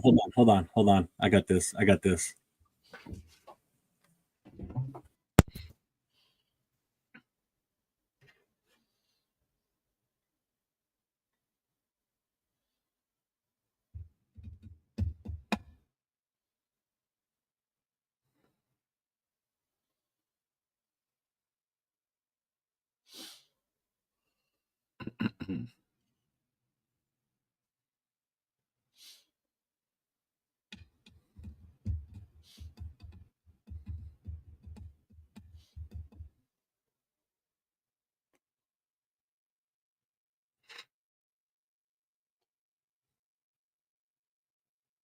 That's your tripod camera?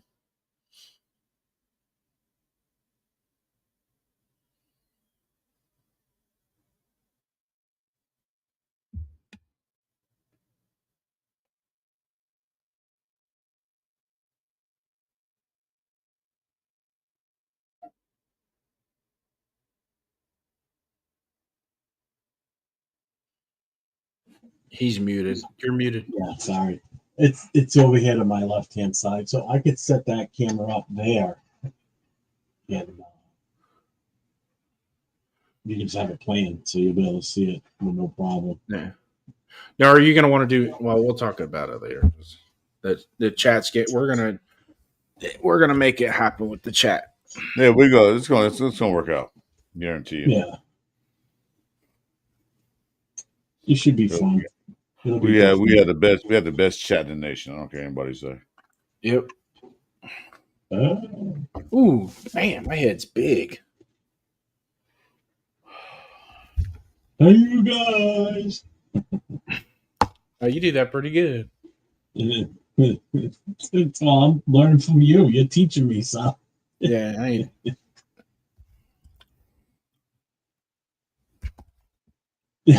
Boyle goes, I want to pull up just so Chris can yell at me.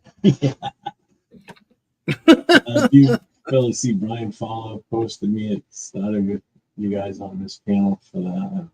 Hey, no problem, man. It's told you. Anytime you need to promote something or whatever, he's going to be here too, Fred. He's coming in Friday because he's going to be at the Dallas Eagles game Thursday night. That's his first game of the season that he's going through this, for his 50 straight game run. So he's going to be there Thursday night. Then he's taking a flight up to Boston on Friday.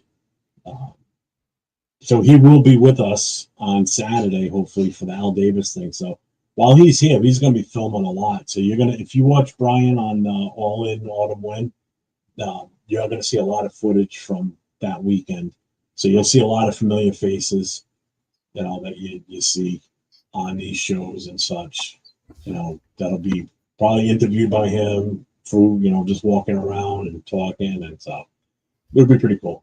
So I know Nate's going to grab as much footage as he possibly can. I know I'm going to be doing the same. I'm going to be popping in and out live. So it's going to be a good time. We're going to have a fucking blast. I wish you two were coming too, man. I think the three of us hanging out, we would have so much fun. It would be awesome. That'd be great. Don't speak all at once, but I gotta wait for Christy talks. I'm sorry, I'm researching stuff. Yeah, maybe next year when they play. Now they don't play in a goddamn winter. Shit. And I couldn't make it this year. With me being here in California, I'd rather just save my money and go to the Allegiant Stadium. Although it would be nice. It would be nice. There's only one stadium really that I want to go to that's not the Raiders Stadium, and that's Lambeau Field. I want to go there. But going to that, I don't know. I don't think it'd ever happen, but just the nostalgia of it. Lambeau Field? Yeah. Right, Trev? It's embarrassing. What's that? Oh, nothing. You said nothing. Well, what's embarrassing? Oh, now you want to talk to me? We can't. I can barely even hear you. I know. Look at that. Oh, that's a nice jersey. You know what that is, right? No, I don't know who that is. That's Kelsey. It's Kelsey. He's He changed changing his last name his to name to Swift. Swift. I'm not that dumb, guys. I'm playing you. I'm playing you. All right. I just saw that. I didn't pull that up. That's funny. His name is Swift. Well, so we're gonna talk agitations about the stuff for next week. You want to need a patch? What kind of patch? Smoking patch? Oh, one of those patches. Sure. Yeah, well, this is a sticker, but this is exactly what it looks like. Sure. I've actually got this. I've got the patch on the back of my vest already.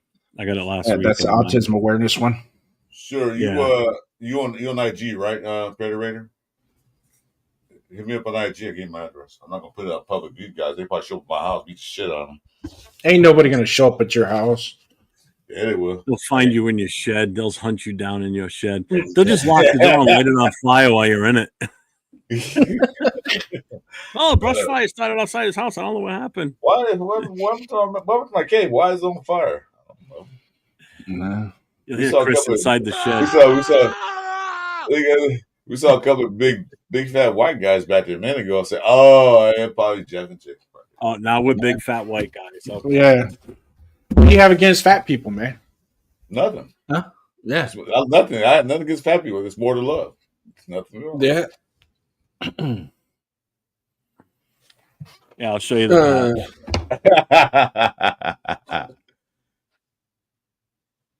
See, look at that. That's pretty cool.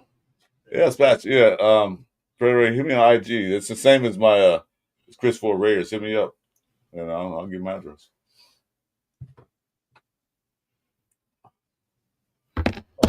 All right. Well, I got a special guest that's watching right now from a hotel room in Anaheim, California. Shout out to my lovely wife, Yoli. Hi, Mrs. Downs. I miss Downs. If we can get a Raiders, can we get a Raiders? Can we get a Raiders for her? Yes, we can. Of course. Raiders. All right. Yeah, okay. See, now you talking about fat jokes. Now look at Troy out what he says. Yeah, right. I wasn't making fun of fat people. I just said Detroit guy. Everybody got fat jokes. Huh? You know, the good thing is I may be fat, but you ugly. I can lose weight. You still going to be ugly. Is that supposed to be a burn? I don't even know who he was talking to. Was he talking to me on that one? That guy You're right pointing there. the wrong way. Probably me. No, I'm not. You're pointing the wrong way. You're pointing it. Yeah, on that screen you're right, but Yeah, when the screen that yeah. shows up on YouTube, you're pointing the wrong way. Okay. Well, how about this? Yeah, right there.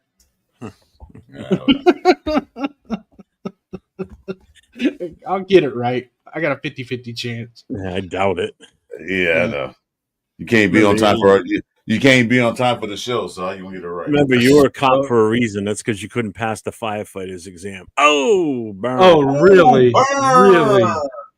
Yeah, really. Every cop wants to be a firefighter. Remember that. Yeah, and every firefighter calls a cop when they can't solve their own problems. Cops just get in the way. Go ahead, shoot the fire out. So Shoot it with your bullets and might go out. I'm asking both first responders a question. Because I've seen. No, I didn't do that ever. Let me ask a question. Go ahead. Okay. You know, I see cars parked by the fire hydrant. Do they actually break the car windows out to put the hose through the window? Do they actually do that, or just like Hollywood shit? It do depends on what kind of car it is. Yeah, they will. They actually do it. New York City specific. I've seen New York City FDNY's ladder trucks put their jack stands down on top of a car. Actually, I've seen one where they did it on a cop car. And That's what I asked you. That was actually they do that to cop cars too. If they park by a hydrant, where they bust through their windows. I don't know about busting the windows, but they will if it interferes with where the jack stands come down. The one that I saw last, there was no question that they had to do it. They had kids trapped on the third floor, and they needed that tower ladder up. And there was a cop car stopped at the wrong spot, and the chauffeur just dropped the jacks right on the car, stabilized it. They were able to get up there and rescue those kids. So. That's the most important thing. Got the kids out. Yeah. Yeah. That's I mean, technically, was it the cop's fault? I don't know. Maybe not. Who knows? But you know how some of those streets are there. You don't have much room to begin with. If it wasn't the cop car, it would have been someone else's car anyway. So I always wondered that's where that cop parked. Because I've seen it. I've seen it a couple times. Movies. I said, "Is that actually real?" Because I didn't see it in real life. So they actually break through their windows to put the hose through or whatever. So we had a fire truck one time. We had a fire truck one time in a trailer, senior living trailer. There was a trailer on fire. There's a bunch of cars parked right in front of the hydrant. They just used the fire truck to push the cars right out of the way. Yeah, I've seen that too. Mm. I've never personally done it, but I've seen it. Yeah. And then, well, that's not a traffic accident report. That was an intentional act first. Yeah. So I ain't writing no report on this. I didn't see nothing. I saw nothing. I was outside when that happened. I've been on the truck in the jump seat when we were going to a report of a child not breathing, and the chauffeur sideswiped like 5 cars because the road was so narrow. It was either take out the cars or not be able to get through. So yeah, and we ended up having to do CPR on the kid. So yeah, that wasn't fun. So yeah. The little bit of paint that we scratched off your car doesn't mean shit. Doesn't mean nothing. Yeah. Get over it. Shouldn't have been parked there in the first place. They were double parked. They were parked on both sides of the road. Right? Yeah. Shouldn't have been there in the first place. Besides, I wasn't driving, so I wasn't going to get in trouble anyway. Yeah. Okay, I wasn't even a senior officer on the truck, so that was even better. I want to do a PSA. Thank you guys for subscribing to my channel. I'm only 170 away from 500. I appreciate all those who subscribe to me. I want to say that magical number of 500. Like I said, I will do a giveaway. I guarantee I will. I don't know what's going to be given away. I haven't decided yet. You guys maybe can vote on it. Where'd he go? He disappeared. That was weird. Well, maybe he's giving away free Wi-Fi. Maybe he just gave himself away. He's moved. He's gone. Yeah, or his wife went out there and unplugged it and said, "You ain't giving shit away." Bam. You know something happened because that was like mid-sentence and then boom, he was gone. I could tell you this. I didn't do it. My hands were right here the whole time. I didn't do shit. I wasn't even looking at the screen. I was shutting something else off in the background on another website. Yeah. You know, I when I was working, I had a good relationship with my fire guys. So, okay. I don't know. I think it just blanked out. Did you guys hear what I said about the giveaway and stuff? No. Can you start over? You started to, and all of a sudden, mid-sentence, poof, it Yeah, was like you were talking like this, and then you went, and then that's exactly what happened. You just like poof, gone completely. I think because the light flashed, because I think some of my battery kicked in. What's up, and Fred? they go click off, click on. But anyway, what I was saying was, thank you for all the subscribers. Subscribe to my channel, about 170 away from 500. And I was a new giveaway. And I'm back. See, like I said, giveaway now. I'm going to do a giveaway. I don't know if it's going to be a hat or a jersey, but we'll be giving out. I don't know what happened. That was weird. My solar battery kicks in and blinks off for a second. us back up. Chris You can says give- you can giveaway give and he away- vanishes. Yeah. Chris goes, maybe Jason goes, maybe he's giving away Wi-Fi and he just lost it. Wasn't no Wi-Fi, I'll tell you that. Bueno, they burned his shed down. Well, we did. I'm there because I'm inside of it. Yeah. Cool No, Cat says you- Cool Cat never. Not going nowhere. That's my favorite group. You ain't getting He's that. giving away all his 8 tracks. Yeah, my Yeah. cassettes and my LPs. Yeah. All right. All right. We good? Yeah. 2 hours. I am. Good show tonight, Unless you want to guys. go. Unless you want to go another 6 hours, man. Yeah. You want to go another 5 more hours, 6 more hours? 5 more hours. Nope, not tonight. Yeah. Not I don't feeling have any Lou Rawls record Detroit guy, so I don't know what you're talking about. Now Lou Rawls. All right, everybody. As we always say, everybody stay safe and go Raiders. Go Raiders.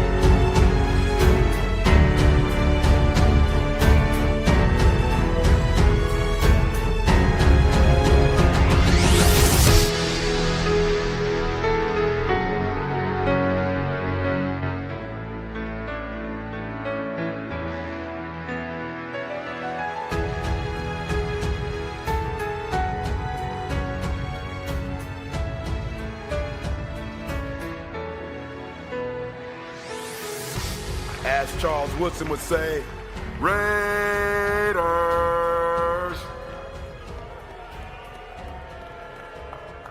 Yeah.